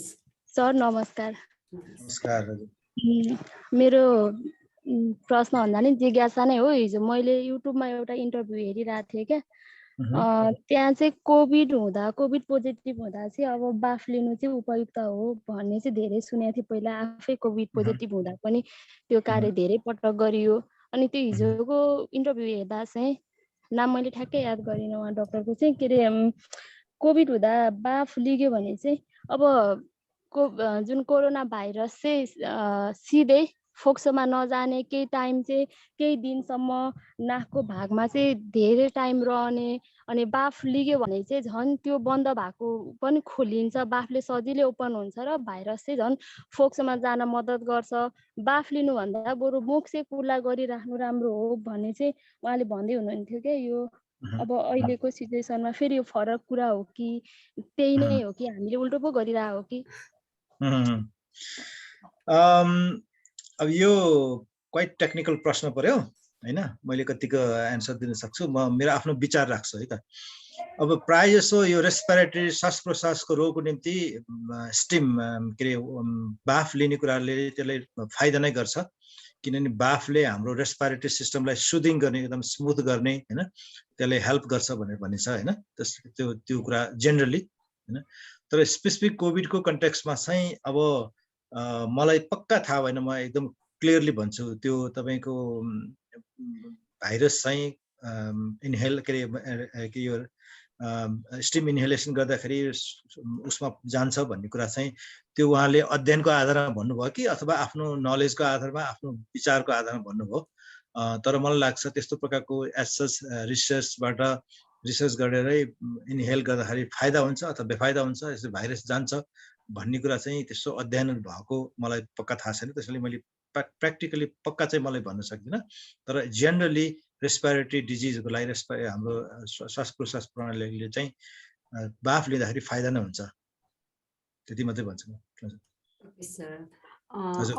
त्यसले धेरै फरक पनि पार्छ जस्तो लाग्दैन, त्यसमा धेरै वरि गर्नुपर्छ जस्तो लाग्दैन, मेजर कुरा चाहिँ।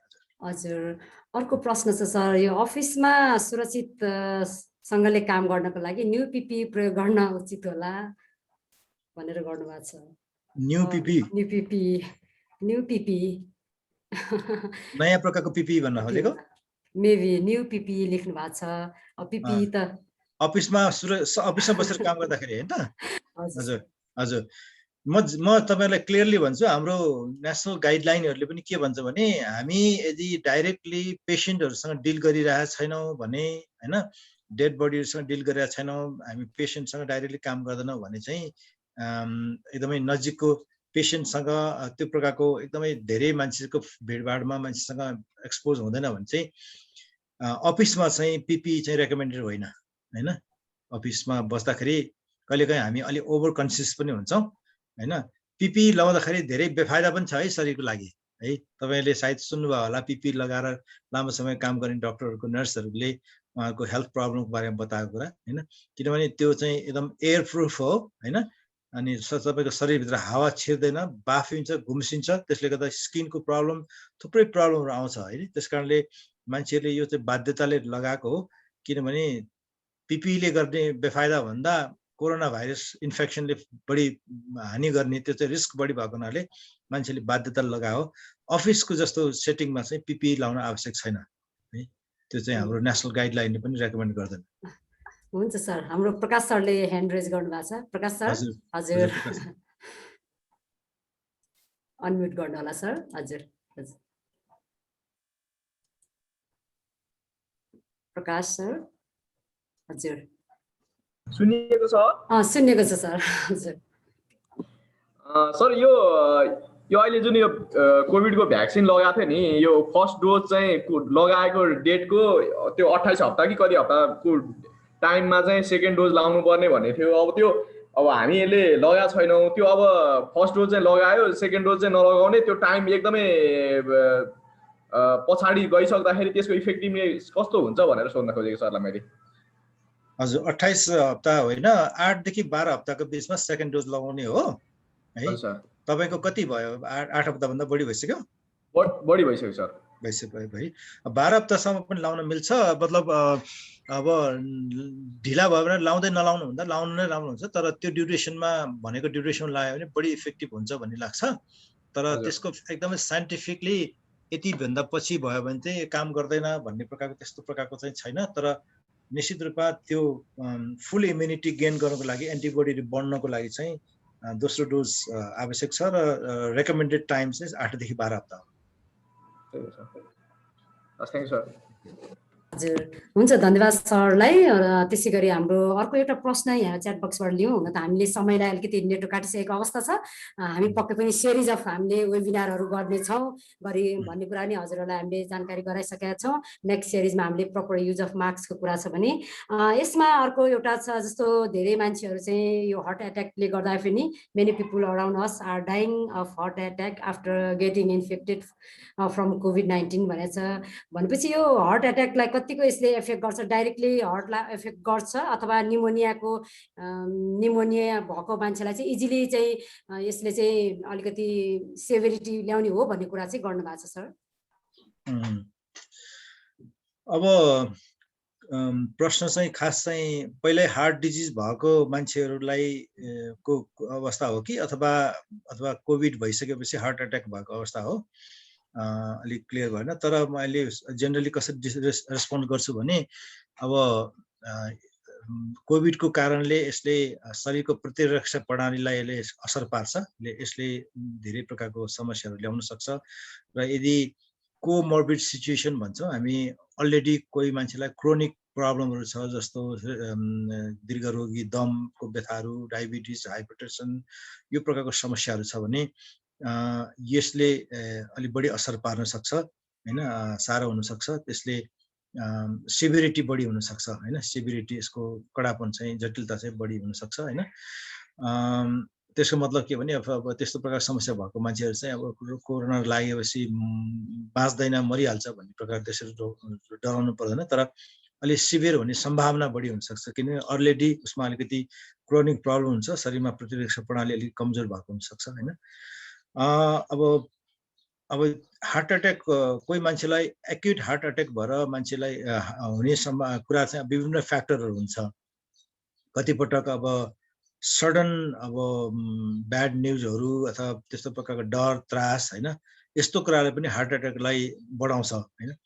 अब कोही मान्छे पहिला केही पनि प्रब्लम थिएन, तर एक्कासी कोभिड भएपछि हार्ट अट्याक भयो भने सायद अब उसलाई अब म कोभिड भएको कारणले म अब मर्छु कि हैन, म खतम भएँ भन्ने प्रकारको पीर चिन्ता हैन, त्यो प्रकार स्ट्रेसको कारणले पनि हार्ट अट्याक हैन हुन सक्छ हैन, किनभने स्ट्रेस र हार्ट अट्याक चाहिँ डाइरेक्टली एकदम रिलेटेड छ हैन।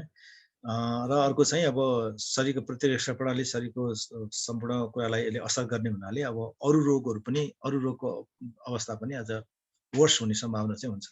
सर यसैमा अलिकति रिलेट गर्दै, जस्तो निमोनिया भएकोलाई अलि इजिली चाहिँ कोभिडले संक्रमित हुने हो, अथवा निमोनिया विरुद्धको खोपले कोरोनाबाट बचाउँछ के छ हजुर? हो, यो अब यदि कोही मान्छेलाई पहिला निमोनिया भएको छ, निमोनियाको स्कारहरू लङ्समा छ भने हैन, त्यसले फोक्सोलाई निमोनियाले लङ टर्मसम्म दीर्घकालसम्म फोक्सोको त्यो कोषहरूलाई असर पारेको हुन्छ, कमजोर बनाएको हुन्छ। केही तथ्यहरूबाट के देखिएको छ भने पहिला निमोनिया भएको व्यक्तिहरूमा चाहिँ कोरोना भएपछि निमोनिया हुने सम्भावना बढी छ, सिभिरिटी हुने सम्भावना पनि बढी छ, किनभने उसको फोक्सो अलरेडी कमजोर हुन्छ र यो कोरोना आफै चाहिँ रेस्पिरेटरी प्रब्लम पनि भएको हुनाले त्यस्तो अवस्थामा चाहिँ निमोनिया हुने सम्भावना बढी हुन्छ, त्यो पाइएको छ। अब निमोनियाको भ्याक्सिनको कारणले कोरोनालाई कम हुन्छ कि हुँदैन भन्ने कुरा चाहिँ अब म वास्तवमा यो फिजिसियनले रेस्पोन्ड गर्नुपर्ने प्रश्न हो। मैले गरेको कुरा चाहिँ मेरो आफ्नो विचारको आधारमा भन्छु। यसलाई अब यहाँ साथीहरू कतिजनाले सँग बढी इन्फर्मेसन छ भने उहाँहरूले पनि भन्न सक्नुहुन्छ। मलाई लाग्यो चाहिँ अब निमोनिया चाहिँ निमोकोकल अब यो भाइरसको कारणले गर्दा हुन्छ हैन, ब्याक्टेरियाको कारणले गराउँछ हैन। अब र यदि अलरेडी त्यो प्रकारको कुरामा चाहिँ यो निमोनियाको भ्याक्सिनको कारणले ऊ चाहिँ केही हदसम्म उसमा इम्युनिटी छ भने निमोनिया हुने चान्स अलिक कम हुन्छ भन्ने मलाई लाग्छ हैन।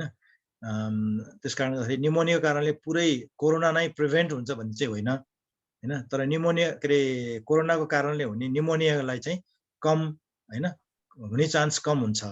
र अघि नै कुराहरू आएको थियो, यो भ्याक्सिन लगाइसकेपछि भ्याक्सिनले पुरै के अरे कोभिड भ्याक्सिनले पुरै इन्फेक्सन टोटली रोक्छ भन्ने होइन, तर लाग्यो भने पनि सिभियर हुने अवस्था र डेथ रेट चाहिँ भ्याक्सिन लगाएको पपुलेसनमा चाहिँ डेथ रेट चाहिँ एकदमै कम 0.002% मात्रै डेथ रेट छ भनेर स्टडीले देखाएको छ हैन। त्यसकारणले कोभिडको भ्याक्सिनले टोटली इन्फेक्सनै नहुने भन्ने छैन, तर भयो भने सिभिरिटी कम हुन्छ र डेथ रेट कम हुन्छ भन्ने कुरा पनि तथ्यमा आयो। हस्, thank you sir. Krishna Subedi sir, हजुरको एकदमै अघिदेखि ह्यान्ड रेज गरिरहनु भएको छ, कृपया यहाँले एकदमै ठ्याक्कै क्वेसनलाई रिपिट नहुने गरी आफ्नो जिज्ञासा राखिदिनु न अनुरोध गर्दछु। हस्, धन्यवाद शोभा म्याम। डाक्टर साहब नमस्कार। नमस्कार हजुर। मेरो पनि भ्याक्सिनसँग सम्बन्धित जिज्ञासा हो। डाक्टर साहब, हजुरले अहिले भर्खर भन्नुभएको थियो पहिलो भ्याक्सिन लगाउँदा पहिलो डोज र दोस्रो डोजको ग्याप भनेको 8 देखि 12 हप्ता हुनुपर्छ भन्ने कुराहरू हजुरले गरिरहनु भएको थियो। अहिले सरकारले यो भेरोसेल लगाउने केसमा चाहिँ जम्मा 4 हप्ताको ग्याप छ। जस्तो उदाहरणको निमित्त मैले आफैले वैशाखको 5 गते भ्याक्सिन लगाएको थिएँ भने अहिले अब सेकेन्ड डोज भनेर जेठको 6 गते परेको छ। भनेपछि यो 4 हप्ताको ग्याप लगाउँदाखेरि यो कतिको प्रभावकारी हुन्छ त? कि अलि ढिलो लगाउनु पर्ने हो या 4 हप्ता पछि लगाउँदा नि यो प्रभावकारी बराबर हुन्छ भन्ने चाहिँ मेरो जिज्ञासा डाक्टर साहब। हस्, थ्यांक यू। अब यो भ्याक्सिनेपछि अलिकति फरक चाहिँ हुनसक्छ सेड्युलहरू। मैले नोटिस गरेको चाहिँ के अरे कोभिसिल्डको हो होइन। पछिल्लो यो भेरोसिल जो भ्याक्सिन आएको छ यसको चाहिँ मैले स्पेसिफिकली त्यति धेरै अध्ययन मैले गरेको छुइनँ। अब सायद अब यो सरकारले कतिपय यो सेड्युलहरू मिलाउँदाखेरि लकडाउनदेखि लिएर विभिन्न कुराहरूलाई पनि असर के अरे विचार गरेर गरेको हुनसक्छ होइन। मलाई लाग्छ अगाडि लगाएर बेफाइदा भन्ने छैन होला होइन। त्यो भेरोसिलको बारेमा चाहिँ मलाई त्यो धेरै राम्रो जानकारी छैन। हजुर, धन्यवाद सर। अब हामी सायद सबै सर म्यामहरूको आवाज लिन नसके पनि निर्मला म्यामले ह्यान्ड रेज गरिसक्नु भएको छ। कृपया छोटो मिठो प्रश्न राखिदिनु न, अनुरोध गर्दछु। हजुर, रिसेन्टली चाहिँ यो मेरो एरियामा, म चाहिँ सुदूरपश्चिमबाट हो होइन, अहिले म धनगढीमा छु। अनि हाम्रो एरियातिर चाहिँ कस्तो देखियो भनेपछि जस्तै सुरुमा चाहिँ त्यो मान्छेलाई कोरोना पोजिटिभ भयो, आइसक्यो होइन। अनि त्यसपछि चाहिँ के निको भएर नेगेटिभ पनि आएर घर जानुभयो। घर गएको फेरि केही 1-2 दिनमा डेथ भयो। डेथ हुँदा चाहिँ फेरि यो कोभिड पोजिटिभ के, यसमा चाहिँ के रिजन होला चाहिँ यस्तो हुनुमा चाहिँ? अनि अर्को क्वेसन म यसमा के जोइन गर्छु भनेपछि जस्तै मलाई कोभिड पोजिटिभ भइसक्यो भने चाहिँ मलाई निको भएर फेरि हुने चान्स कतिको हुन्छ? एकदम राम्रो, एकदम सेन्सिटिभ प्रश्न राख्नुभयो। अब त्यसमा एक्ज्याक्टली त मैले भन्न सक्दिनँ जस्तो लाग्छ। तर अब त्यसमा सम्भावना के हुनसक्छ नि, पहिला अब पोजिटिभ आयो, उहाँ निको हुनुभयो, त्यसपछि टेस्ट गर्दाखेरि नेगेटिभ आयो होइन। त्यसपछि घरमा बस्नुभयो, तर पछि उहाँको मृत्यु भयो, तर के अरे नेगेटिभ आयो, के अरे फेरि पछि पोजिटिभ आयो होइन त। तेस्रो पटक पनि उहाँको पोजिटिभ आयो होइन। हजुर सर, हजुर। त्यसमा चाहिँ के हुनसक्छ भने अब यो करिब जेनरल केस र अलिकति एक्सेप्सन पनि फरक, के अरे एक्सेप्सनल केसहरू पनि हुनसक्छ। एउटा चाहिँ त्यो दोस्रो पटक जो नेगेटिभ टेस्ट आयो, कहिलेकाहीँ चाहिँ के हुनसक्छ भने ल्याब 100% करेक्ट हुन्छ भन्ने छैन, ल्याबमा पनि प्रब्लमहरू हुन्छ होइन। एक्युरेसीमा प्रब्लम हुन्छ, कतिपय फल्स पोजिटिभ फल्स नेगेटिभ कुराहरू पनि हुन्छ होइन। त्यसकारण अब एउटा सम्भावना के हुनसक्छ भने दोस्रो पटक जो नेगेटिभ आएको छ त्यो एक्चुअली नेगेटिभ नभएर त्यो फल्स नेगेटिभ पनि हुनसक्थ्यो होला होइन। त्यसकारण उहाँमा भाइरस स्टिल एक्टिभ थियो, त्यसले असर गर्यो, त्यसपछि पछि उहाँको डेथ भयो, त्यस्तो पनि हुनसक्छ। अब तर अब छोटो अवधिमै पहिला नेगेटिभ आएको, छोटो अवधिमै उहाँको डेथ भयो र पछि चाहिँ फेरि के अरे डेथको समयमा उहाँ चाहिँ पोजिटिभ आएको हुनाले सायद सेकेन्ड टाइम गरेको त्यो पोजिटिभ चाहिँ त्यो फल्स, सेकेन्ड टाइम गरेको नेगेटिभ चाहिँ फल्स नेगेटिभ थियो कि भन्ने मलाई चाहिँ लाग्छ। अनि त्यसमा रिइन्फेक्सनको कुरा तपाईँले भन्नुभएको छ। रिइन्फेक्सनको भएको थुप्रै उदाहरणहरू छ। निश्चित रूपमा हामीलाई कोभिड भइसकेपछि हामी सर्टन लेभलको इम्युनिटी गेन चाहिँ गर्छौँ, एन्टिबडी डेभलप हुन्छ, तर नट नेसेसरीली तपाईँको के अरे टोटल्ली अब पहिला भइसकेपछि अब फेरि हुँदैन भन्ने छैन। कतिपटक यहाँ रिसर्चहरूले के देखाएको छ भने, स्टडीहरूले के देखाएको छ भने second infection is even more severe है, झन् कडा हुन्छ भएको उदाहरणहरू पनि रिसर्चहरूले देखाएको छ। त्यस कारणले सेकेन्ड टाइम हुँदैन भन्ने कुरा चाहिँ छैन। सर, यो सेकेन्ड वेभ अफ कोभिड-19ले चाहिँ अलि स्पेसली युथ र चिल्ड्रेनहरूलाई अलिक बढी चाहिँ सङ्क्रमित बनाएको हो भनेर पनि यहाँ प्रश्न आएको छ। के छ सर यस विचारमा? आज मात्रै मैले AP1मा यही कुरा बोलेको थिएँ, बेलुका आउँछ होला न्युजमा। हामीले अब अहिले इन्फेक्टेड केसहरू, एक्टिभ केसहरू हेर्दाखेरि हामीले त्यही देख्छौँ होइन।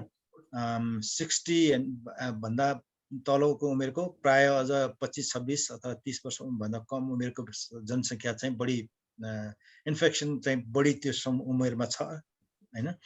यो हुनुको कारण चाहिँ के हो त भन्ने कुराहरू हामीले अध्ययन गर्न सक्छौँ। तर यो उमेरमा नै किन भयो भन्ने कुरा चाहिँ नेपालको कन्टेक्स्टमा त्यस्तो राम्रो अध्ययन भइसकेका छैन। त्यसले एक्ज्याक्टली किन यो भयो भनेर चाहिँ मैले एभिडेन्सको आधारमा भन्न सक्दिनँ। तर मेरो आफ्नो अनुमान चाहिँ एउटा चाहिँ हाम्रो समुदायमा कोरोना भाइरस कम्युनिटी लेभलमा स्प्रेड भइसकेको छ हैन। कम्युनिटी लेभलमा स्प्रेड हुँदाखेरि अब त्यो स्प्रेड चाहिँ कम्युनिटीको डाइनामिक्स कस्तो छ त्यो अनुसार चाहिँ त्यसलाई त्यो संक्रमण फैलिनुको लागि त्यसले काम गर्छ। हाम्रो कम्युनिटीको डाइनामिक्स अथवा यहाँ कसरी अब जस्तो लकडाउन भन्दा केही समय अगाडिसम्म हाम्रो विद्यालयहरू कलेजहरू खुल्ला थियो हैन। कलेजहरू खुल्ला थियो, त्यस कारणले गर्दाखेरि अब यो यदि एउटा विद्यालयमा एकजना विद्यार्थी चाहिँ संक्रमित भयो भने हैन, एकजना विद्यार्थी त्यो विद्यालयमा जाँदाखेरि उसको सम्पर्क नजिकको सम्पर्क कतिजनासँग हुन्छ, धेरैजनासँग हुन्छ, किन बच्चाहरू एक-एकआपसमा नजिकबाट घुलमिल हुन्छ, खेल्छ गर्छ हैन। र यो यङ पपुलेसन भनेको चिल्ड्रेन एन्ड यङ पपुलेसन भनेको एकदम मोबाइल हैन, धेरै हलचल गर्ने, धेरै के अरे हैन मिक्सअप हुने प्रकारको पपुलेसन हो हैन। त्यसकारण त्यो प्रकारको पपुलेसनमा यदि कोही मान्छे इन्फेक्टेड भयो भने त्यहाँ धेरै स्प्रेड हुन्छ है। र आज मात्रै म मन्त्रालयमा गएर आउँदाखेरि हाम्रो स्वास्थ्य सचिवले त्यही भन्नुहुन्थ्यो, उहाँहरूले विद्यालय छिटो गर्नुपर्छ, कलेज छिटो बन्द गर्नुपर्छ भनेर उहाँले रेकमेन्ड गर्नुभयो, किनभने त्यो जोखिम छ र विद्यालयहरूमा कलेजहरूमा स्प्रेड के अरे इन्फेक्सन देखाएपछि त्यो समुदायमा धेरै छिटो स्प्रेड हुनसक्छ भने बन्द गर्नुपर्छ भनेर हामीले भन्यौँ, तर सरकारले मानेन, शिक्षा मन्त्रालयले मानेन। त्यसकारण अहिलेको परिणाम चाहिँ त्यो हो भनेर उहाँले भन्दै हुनुहुन्थ्यो। मलाई लाग्छ त्यसमा सत्यता छ जस्तो लाग्छ हैन। यो पपुलेसनमा चाहिँ अब यङ पपुलेसनको बिचमा मिक्सअप मोबिलिटी धेरै हुन्छ। अनि अर्को कुरा चाहिँ इन्डियाबाट ठुलो सङ्ख्यामा हाम्रो दाजुभाइ दिदीबहिनीहरू नेपाल प्रवेश गर्नुभयो हैन। अनि इन्डियाबाट आउने धेरै सो हाम्रो के अरे दाजुभाइ दिदीबहिनीहरू पनि प्रायः यङ पपुलेसनै छ हैन, यङ पपुलेसनै छ। उहाँहरू आफ्नो समुदायमा आउनुभयो, आफ्नो सर्कलको मान्छेहरू, आफ्नो जेनेरेसनको मान्छेसँग मिक्सअप भयो हैन। त्यो कारणले त्यो पपुलेसनमा इन्फेक्सन चाहिँ बढी भएको हुनुपर्छ भन्ने मलाई लाग्छ। हजुर, हुन्छ। सरलाई फेरि पनि धन्यवाद दिन चाहन्छु। डाक्टर साहब, अब लगभग हामी अन्ततिर पनि आइसकेको अवस्था छ। धेरै सर म्यामहरूको जिज्ञासालाई हामीले सम्बोधन गऱ्यौँ जस्तो लाग्छ। केही बाँकी छ भने पनि हाम्रो सिरिज अफ इभेन्ट हुने भएको हुनाले डोन्ट वरी भनेर भन्न चाहन्छौँ। र यो अब कोभिडलाई यो ब्याटल गर्नुको लागि चाहिँ एकदम हामी अलिकति इम्युन सिस्टम बढी बढाउने, त्यसको लागि एकदम हाइजेनिक फुडको कुराहरू छ हैन। यसो भनिरहँदाखेरि के यो इम्युनिटी पावर बढाउन अथवा एकदमै प्रोटिनयुक्त खानेकुरा खानको लागि डेली मासु खानु जरुरी छ, अथवा कस्ता कस्ता फुडहरूबाट चाहिँ हामी टाढा रहनुपर्छ, र साथसाथै के कस्ता मल्टिभिटामिनहरू चाहिँ आवश्यक पर्छ होला यो इम्युन सिस्टमलाई अलिकति हामी डेभलप गर्नलाई अथवा त्यो रेजिस्ट पावरलाई चाहिँ अझ बढाउनका लागि? ओके, प्रश्न सबै किसिमको प्रश्न आछ। यो चाहिँ अब न्युट्रिसनिस्टले सम्बोधन गर्नुपर्ने प्रश्न जस्तो लाग्छ। तर म एज अ पब्लिक हेल्थ वर्करको हिसाबले अलिकति म मेरो आफ्नो धारणा राख्छु। अब कोभिडको निम्ति मलाई लाग्छ हामीले छुट्टै प्रकारको विशेष यो प्रकारको खाना खायो भने कोभिडबाट बच्न सक्छौँ अथवा कोभिडबाट हामी यसले रोक्छ, प्रतिरक्षा प्रणाली विकास हुन्छ भन्ने त्यस्तो प्रकारको छुट्टै छैन। मुख्यतया के भने हामी स्वस्थ रहनुपर्छ। स्वस्थ रहनको लागि हाम्रो खानपान हैन, स्वस्थ आहार चाहिँ आवश्यक हुन्छ। त्यसकारण हामीले नर्मल्ली खाने खानाहरू हैन, स्वस्थकर सन्तुलित खाना नै महत्त्वपूर्ण हो। त्यसकारण मैले स्पेसिफिकली यो खाना खायो भने हुन्छ भन्ने प्रकारको मेरो प्रिस्क्रिप्सन छैन। र कतिजनाले यो खाना खाँदाखेरि यस्तो प्रकारले कोभिडलाई प्रिभेन्ट गर्छ भनेर कसैले भनेको छ भने त्यो मलाई अधिकांशले चाहिँ एभिडेन्सको आधारमा भनेको जस्तो लाग्दैन। यहाँ हाम्रो कुराहरू आयो, बेसार पानीदेखि लिएर अदुवा लसुनदेखि लिएर गुर्जुको कुरादेखि यसले कोरोनाबाट बच्न सकिन्छ भन्ने कुरा। अब त्यसले स्वास्थ्यलाई फाइदा नै गर्छ, तर पर्टिकुलरली त्यसले कोरोनालाई रोकथाम नै कोरोना बचाउँछ भनेर चाहिँ मैले भन्न सक्दिनँ हैन। तर हामीले चाहिँ सन्तुलित खाना खाने भन्ने बित्तिकै हामीले सन्तुलित खानाभित्र खानाको मुख्यतया 3 किसिमको खाना हामी कुरा गर्छौँ हैन। पोषणको कुरा गर्दाखेरि शक्ति दिने खाना भनेको अन्नपातहरू हैन, त्यसपछि आलु यो प्रकारको चिजहरू हैन, र त्यसपछि फ्याटहरू, यसलाई चाहिँ हामीले शक्ति दिने एनर्जी फुड भन्छौँ हैन। खाना हामीलाई ताकत दिने, शक्ति दिने खाना।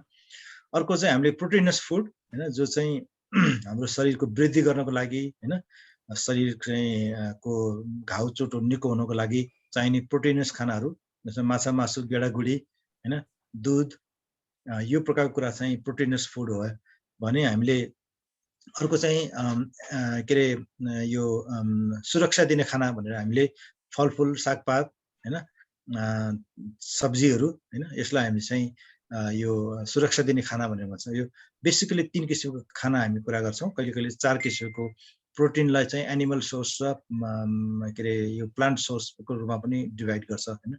त्यसकारण यो 3 किसिमको खानालाई हामीले एकदम सन्तुलित प्रकारले खानुपर्छ हैन। एनर्जी गिभिङ दाल के अरे भातले मात्रै अथवा यो अन्नले मात्रै पेट भरेर हुँदैन, प्रोटिनस खानाले मात्रै पेट भरेर हुँदैन, अथवा फलफुल सागपातले मात्रै। यो 3 किसिमको खानालाई सन्तुलित प्रकारले खाँदाखेरि हामीलाई पुग्छ हैन, हामी हुन्छ। अब अरू प्रकारको खानाको कुरा चाहिँ अब मैले स्पेसिफिक भन्न सक्दिनँ, तर म के चाहिँ भन्छु भने हामीले खाने जो जङ्क फुडहरू हैन, बजारमा पाइने जङ्क फुड चाहिँ अधिकांश प्रतिरक्षा प्रणालीको लागि, शरीरलाई प्रतिरक्षा प्रणालीको लागि चाहिँ फाइदा छैन है। त्यो चाहिँ म स्पष्ट रूपमा भन्न सक्छु हैन। र त्यसपछि अर्को चाहिँ हामीले शरीरलाई स्वस्थ राख्ने, रोगबाट लड्नको लागि बलियो बनाउने राख्ने हो भने धुम्रपान, मद्यपान यो कुराले शरीरको प्रतिरक्षा प्रणालीलाई अत्यन्त असर पार्छ। पर्टिकुलरली यदि तपाईहरुमध्ये कोही स्मोकिङ गर्नुभएको छ भने हैन, smokers are more prone to respiratory disease हैन। अब रेस्पिरेटरी डिजिज भएको हुनाले अब कोभिडको असर पनि मेरो विचारमा बढी हुन्छ जस्तो लाग्छ मलाई, स्मोकर र अल्कोहलिकलाई पनि। Okay, thank you sir. अब हामी लगभग अन्त्यमा आएको, फेरि पनि पुनः जानकारी गराउन चाहन्छु। हजुर सर।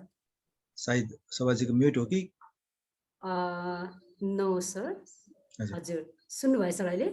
हजुर हजुर, लगभग हामी अन्त्यतिर आइसकेका छौँ। हामीसँग धेरै मेसेजहरू च्याट बक्समा आएका छन्। फेरि पनि हजुरहरू बिचमा हामी पुनः निवेदन गर्न चाहन्छौँ, हामी सिरिज अफ इभेन्ट गर्ने भएको हुनाले यदि धेरै सम्बोधनहरू गर्न सक्यौँ जस्तो लाग्छ। यहाँहरूको जिज्ञासा केही बाँकी छ भने पछि पनि हजुरहरूको इमेल हामीसँग भएको हुनाले हाम्रो सिरिज अफ इभेन्टमा हजुरहरूलाई हामी फेरि पनि इन्फर्म गर्ने नै छौँ। अब अन्ततिर रहेको हिसाबले अब यो टेक होम मेसेज भनौँ न, हामी यत्रो 2 आवर्स, अलमोस्ट 2 आवर्स हामी सँगै रह्यौँ। अब यति धेरै सङ्ख्यामा हाम्रा सम्पूर्ण प्रदेशबाट र विभिन्न प्रदेशबाट र विभिन्न अर्गनाइजेसनबाट चाहिँ यहाँ पाल्नुभएका सर म्यामहरूलाई यो टेक होम मेसेजको रूपमा चाहिँ एउटा हजुर जनस्वास्थ्यविदको हिसाबले पनि यो सेकेन्ड वेभ अफ कोभिड-19लाई रोक्नलाई चाहिँ सम्पूर्ण उपस्थित महानुभावहरूले घरमा एकदम मुख्य सन्देशको रूपमा लिएर जान चाहिँ के सुझाव दिनुहुन्छ होला सरको एउटा जनस्वास्थ्यविदको हिसाबले? हस्, थ्याङ्क यू सो मच शोभाजी यो कुरा राखिदिनु भएको लागि। एकदमै महत्त्वपूर्ण विषय हो। मैले अघि नै पनि भनिसकेको छु, म फेरि पनि एकदम छातीमा हात राखेर सबै साथीहरूलाई भन्छु र अनुरोध पनि गर्छु। हाम्रो देशमा अहिले कोरोना महामारीको अवस्था अत्यन्तै भयावह अवस्था भइसकेको छ, नाजुक अवस्था भइसकेको छ। अब योभन्दा बढ्यो भने हाम्रो देशले, हाम्रो जनसमुदायले हामीले ठेक्न सक्दैन, हाम्रो स्वास्थ्य प्रणालीले ठेक्न सक्दैन।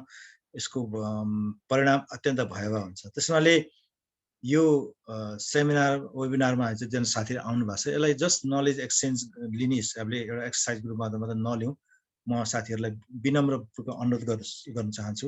हामीले जान्नुपर्ने, बुझ्नुपर्ने बेसिक इन्फर्मेसन हामीले लिउँ हैन। ठिक छ, मलाई लाग्छ हामी जति पढे लेखेका मान्छे, शिक्षित वर्गहरूले कोरोनाको बारेमा बुझ्नुपर्ने पर्याप्त जानकारी हामीले जानिसकेका छौँ, बुझिसकेका छौँ। तर अब चाहिँ एक्सन गर्ने टाइम हो हैन, काम गर्ने समय हो। र कोरोना महामारी नियन्त्रण चाहिँ अस्पताल बनाएर, आइसियु बेड बनाएर, भेन्टिलेटर ल्याएर, अक्सिजन राखेर मात्रै हो।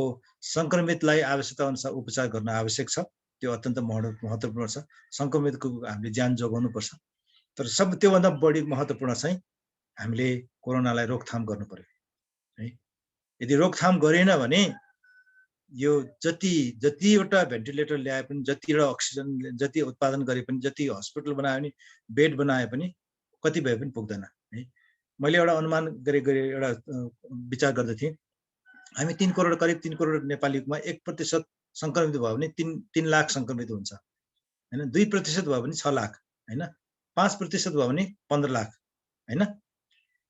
अब हाम्रो अहिले चाहिँ करिब कति 4 लाख जति के अरे सङ्क्रमित पुग्न लागिसकेको छ।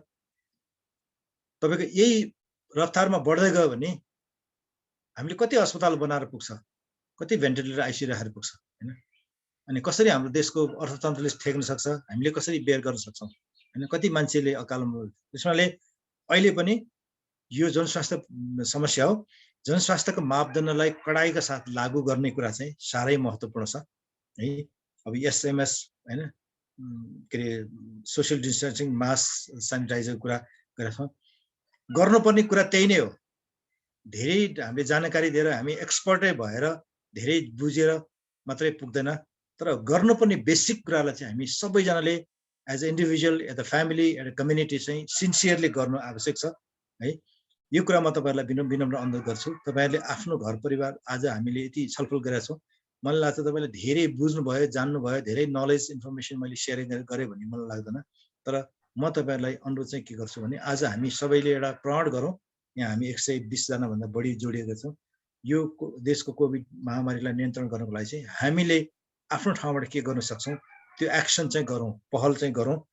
त्यसको लागि मैले चाहिँ एउटा कुरा तपाईँलाई अनुरोध गर्न चाहन्छु।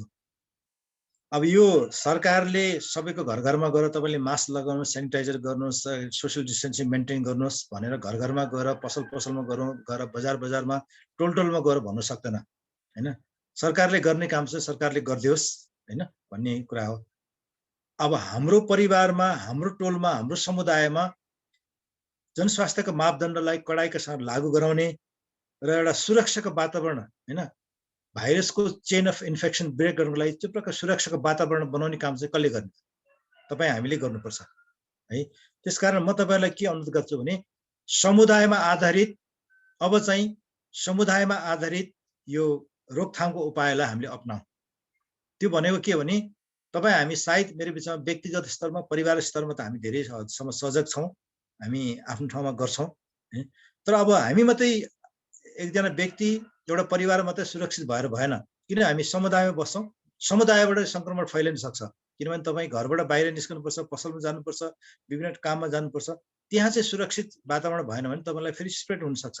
हामी घरमा मात्रै सुरक्षित भएर भएन होइन। त्यसको हाम्रो समुदाय सुरक्षित हुनुपर्छ। त्यसको निम्ति चाहिँ समुदायमा आधारित इन्टरभेन्सन चाहिँ हामी गरौँ है। तपाईँ आफू जहाँ हुनुहुन्छ तपाईँको टोलमा चाहिँ सुरक्षाको वातावरण, जनस्वास्थ्यको चाहिँ मापदण्डलाई कडाइसँग लागू गर्नको लागि तपाईँले के गर्न सक्नुहुन्छ? तपाईँको टोल छरछिमेकसँग मिलेर, त्यहाँ भएको सामाजिक अगुवासँग मिलेर तपाईँले के गर्न सक्नुहुन्छ है। म आफ्नो टोलमा म त्यही गर्दछु। मैले केही दिन अगाडि मेरो टोलका अगुवाहरूलाई बोलाएर हाम्रो समुदायमा अहिले सङ्क्रमणको अवस्था कसको के छ, कोही सङ्क्रमित भएको छन् कि, बाहिरबाट मान्छेहरू आएको छन् कि होइन, हाम्रो टोलमा मान्छेहरूले मास्क लगाएर हिँड्छ कि हिँड्दैन होइन, त्यो प्रकार सामाजिक दूरी कायम गर्ने कुराहरूदेखि लिएर यो प्रकारको कुराहरू अप्नाएको छ कि छैन, त्यहाँ समस्या भयो भने के गर्ने भनेर हामी छलफल गर्दैथ्यौँ होइन। त्यसकारण म समुदायमा आधारित तरिकाको कुरामा अलिकति एक दुईवटा कुरा अझ थप्न चाहन्छु। तपाईँले आफ्नो टोलमा जहाँ हुनुहुन्छ त्यो टोलमा तपाईँले एउटा कमिटी अथवा एउटा टिम गठन गर्नुहोस् होइन। आफ्नो टोलमा, त्यो टोल भनेको 10-15 घरदेखि 50 घर, कति एउटा टोल भने एउटा क्षेत्र भनौँ न होइन, एउटा टिम बनाऊ होइन। त्यो टिमभित्र को राख्न सकिन्छ होइन। सम्भावित रूपमा हाम्रो वडाको सदस्यहरू हुनसक्छ होइन। जस्तो गाउँपालिका स्तरमा भन्यो भने वडामा 4-5 जना हामी 4 जना वडा सदस्यहरू हुन्छ होइन। एउटा कुनै न कुनै वडा सदस्यलाई हामीले त्यसमा राख्न सक्छौँ। त्यस्तै महिला स्वास्थ्य स्वयंसेविकाहरूलाई राख्न सक्छौँ, स्कुल टिचरहरू, युथ क्लबहरू होला, त्यहाँ विभिन्न प्रकार सामाजिक क्षेत्रका अगुवाहरू हुनसक्छ होइन, स्वास्थ्य कर्मीहरू पनि हुनसक्छ आफ्नो टोलमा। उहाँहरूलाई समावेश गरेर छलफल गर्नुहोस् र आफ्नो टोलमा हामीले कसरी यो जनस्वास्थ्यको मापदण्डलाई कडाइको साथ लागू गर्नको लागि एउटा काम गर्न सक्छौँ होइन। कहाँ कहाँ समस्या छन्, के छन्, यो एउटा टिम बनाएर त्यो टिमले चाहिँ त्यहाँ चाहिँ जनस्वास्थ्यको मापदण्डलाई कडाइको साथ लागू गर्ने कुरा निगरानी गर्ने, अनुगमन गर्ने काम गरौँ होइन। कोही मान्छे तपाईँको टोलमा बाहिरबाट होइन, बाहिरबाट आउनु भएको छ, जस्तो अब काठमाडौँको कुरा गर्दाखेरि काठमाडौँभन्दा बाहिरबाट आउनु भएको छ, अथवा काठमाडौँको मान्छे कुनै जिल्लाको कुनै टोलमा गएको छ भने उहाँहरू चाहिँ त्यो प्रकारको सङ्क्रमित व्यक्तिसँग एक्सपोज भएको हुनसक्छ होइन। त्यसकारण उहाँ चाहिँ सम्भावित सङ्क्रमित हुनसक्छ। अब हाम्रो गाइडलाइनले के भन्छ, त्यसरी आउँदाखेरि चाहिँ ऊ चाहिँ 10 दिन कम्तीमा क्वारेन्टाइनमा बस्नुपर्ने हुन्छ होइन। सो त्यसरी बाहिरबाट कोही मान्छे आएको छ, विदेशबाट आएको छ भने उहाँलाई स्ट्रिक्टली क्वारेन्टाइनमा राख्ने व्यवस्था गरौँ होइन। कोही मान्छे सङ्क्रमित छ भने उहाँ चाहिँ होम आइसोलेसनमा बसेछ भने उहाँ चाहिँ स्ट्रिक्टली होम आइसोलेसनमा बसेको छ कि छैन त्यो निगरानी गरौँ होइन। कोही शङ्कास्पद लक्षण चिन्ह भएको व्यक्ति छ भने उहाँलाई टेस्ट गर्ने व्यवस्था मिलाउँ होइन। यो प्रकारको कुराहरू गरेर हामीले सङ्क्रमणलाई रोकथाम गर्न सकिन्छ होइन। Mask, sanitiser, social distancing maintain. अब त्यो हाम्रो टोलमा कसैले भिडभाड गरेर विभिन्न चाडपर्व मनाएको छ कि, ग्यादरिङ गरिरहेको छ कि, त्यो कुरालाई रोक्ने काम चाहिँ त्यही टोलले गर्नु पर्यो हैन। सरकारले आएर पुलिसले आएर त्यो प्रयोग हरेक टोलमा गएर गर्न सक्दैन। यदि समुदायमा परिवारमा यो प्रकारको जनस्वास्थ्यको मापदण्डलाई कडाइसँग लागू गरेन, हामीले हाम्रो समुदायलाई सुरक्षित बनाएन भने यो चेन अफ इन्फेक्सन ब्रेक हुँदैन हैन, भाइरस स्प्रेड भइ नै रहन्छ है, र हामीले धेरै मूल्य चुकाउनु पर्ने हुन्छ। त्यसकारण म तपाईहरुलाई अनुरोध गर्न चाहन्छु, समुदायमा आधारित तपाईको टोल अथवा समुदायमा आधारित जनस्वास्थ्यको मापदण्डलाई अपनाउने र यो रोकथामको उपायलाई चाहिँ हामी अपनाऊ। म सम्पूर्णलाई अनुरोध गर्न चाहन्छु, यसलाई हेलचेक्राइ नल्याउँ, यसलाई सिन्सियरली लिउँ। हामी हाम्रो समुदाय र हाम्रो परिवारलाई बचाउने हो भने यो बाहेक अरू कुनै उपाय छैन है। अब हाम्रो देशमा अब भ्याक्सिनको चाहिँ अब धेरै ठुलो सङ्ख्यामा भनौँ न 75-80% जनसमुदायमा ले भ्याक्सिन लगाएपछि अथवा भ्याक्सिन प्लस इन्फेक्सन भइसकेपछि मात्रै त्यो समुदायमा हर्ड इम्युनिटी पैदा हुन्छ र त्यहाँ चाहिँ चेन इन्फेक्सन ब्रेक हुन्छ र स्प्रेड हुँदैन भनेर भनिन्छ। अब त्यो अवस्थामा पुग्नलाई हामीलाई धेरै समय लाग्छ। अब भ्याक्सिन हाम्रो देशमा अब कहिले आउँछ थाहा छैन हैन। भ्याक्सिन आउने कुरा चाहिँ अब एकदम गाह्रो देखिएको छ यसो बुझ्दाखेरि हैन। अब हाम्रो देशमा कति प्रतिशत मान्छेलाई अहिलेसम्म इन्फेक्सन भयो होला, त्यो पनि अलिक कमै छ अहिलेसम्म हैन, टोटल पपुलेसन हिसाबले। त्यसैले हाम्रो समुदाय अझै पनि धेरै जोखिममा छ हैन। यो जोखिम कम गर्नको लागि र यसलाई चाहिँ चेन अफ इन्फेक्सन ब्रेक गर्नको लागि चाहिँ यो आवश्यक छ। यो एसएमएस सिद्धान्त त त्यही हो, तर त्यसलाई कसरी हामीले प्रभावकारी बनाउने र हाम्रो समुदायलाई यो प्रकारको महामारीबाट बचाउने, यो समुदायमा आधारित उपायलाई चाहिँ हामी सबैले अपनाऊ भन्ने मेरो चाहिँ यहाँहरूलाई विनम्र अनुरोध गर्न चाहन्छु। यति भन्दै मैले भन्ने कुरा यहीँ राखेँ। हुन्छ, थ्याङ्क यू। धेरै धेरै धन्यवाद दिन चाहन्छु आदरणीय डाक्टर कृष्णमान साक्य सरलाई। पक्कै पनि उहाँको अमूल्य समयले आज हामीले धेरै कुराहरू, धेरै हाम्रो जिज्ञासाहरूको मेट्न सफल भएका छौँ। साथसाथै जिज्ञासा मेट्न त सफल भयो, पक्कै पनि यो बिहेभियर चेन्जको कुरालाई मोर फोकस छ। पक्कै यो टेक होम मेसेजको रूपमा पनि जुन सरले दिनुभएको छ, इच एन्ड एभ्री उहाँले जुन राख्नुभएको सार्वजनिक विचारहरू महत्त्वपूर्ण छ। अझ बढी महत्त्वपूर्ण यो हामीले जुन अन्तमा ल्याएको छौँ, टेक होम मेसेजको रूपमा ल्याएको छौँ। सम्पूर्ण सर म्यामहरूलाई त्यही विनम्र अनुरोध गर्दै धेरै धेरै धन्यवाद दिन चाहन्छु वातावरण जनस्वास्थ्य संस्था एन्फोको तर्फबाट र व्यक्तिगत तर्फबाट पनि हाम्रो आदरणीय डाक्टर कृष्णमान साक्य सरलाई। यति भन्दै हामी अन्तमा भएको हुनाले कृपया हामीले छोटो मिठो एउटा फिडब्याक सेसन राखेका छौँ। यसमा यो पोलिङमा यो 4वटा क्वेसन छ, कृपया यहाँहरूको बिचमा हामी राख्नेछौँ र त्यो क्वेसनमा यहाँले जस्ट क्लिक टिक मात्र लगाइदिनु हुन हामी अनुरोध गर्न चाहन्छौँ। जसमा हामीले लन्च गरिसकेको छ। देवेन सर आइसकेको छ हजुरको उमा? आएको छ, हुन्छ। जसमा how was the today's webinar, त्यसै गरी प्लिज तपाईको फिडब्याक दिनु होला। Okay, thank you. हामी हजुर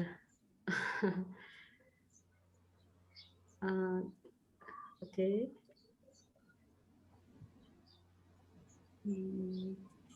हामी 1 मिनटसम्म टाइम लिन्छौँ सर म्यामहरूको। जस्ट क्लिक गरिदिनु न हामी अनुरोध गर्दछौँ।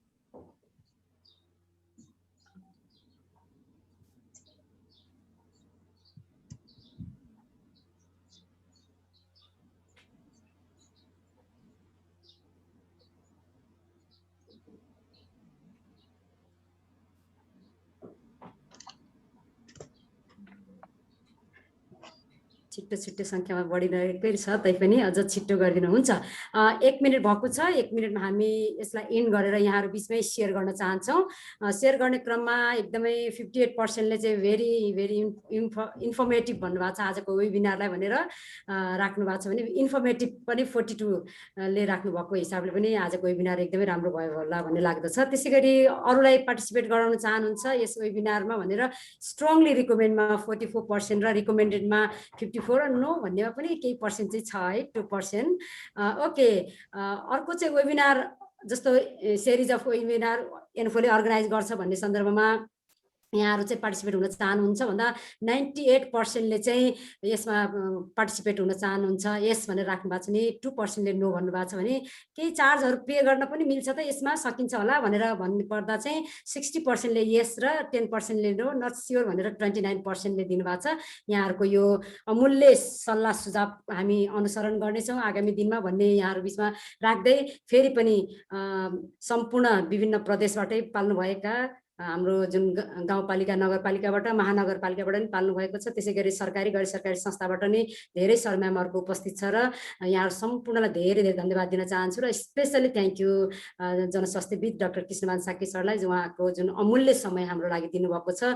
आउँदा दिनमा पनि यो खालको साथ र सहयोग पाउनेछौँ। आदरणीय कि स्पिकर डाक्टर कृष्णमान साकी लगायत सम्पूर्ण सर म्यामहरूको बिचमा यो निवेदन र यो अनुरोध राख्दै मस्तिष्कमा समझदारी, हृदयमा इमान्दारी र काँधमा हाम्रो ठुलो जिम्मेवारी रहेछ, त्यो कहिले पनि नभुलौँ भन्दै आजको वेबिनारलाई हामीले यहीँ अन्त गर्नुभन्दा अगाडि मिल्छ भने सम्पूर्ण सर म्यामहरूले भिडियो अन गरिदिनु हुन हामी अनुरोध गर्दछौँ एउटा ग्रुप फोटो लिनको लागि।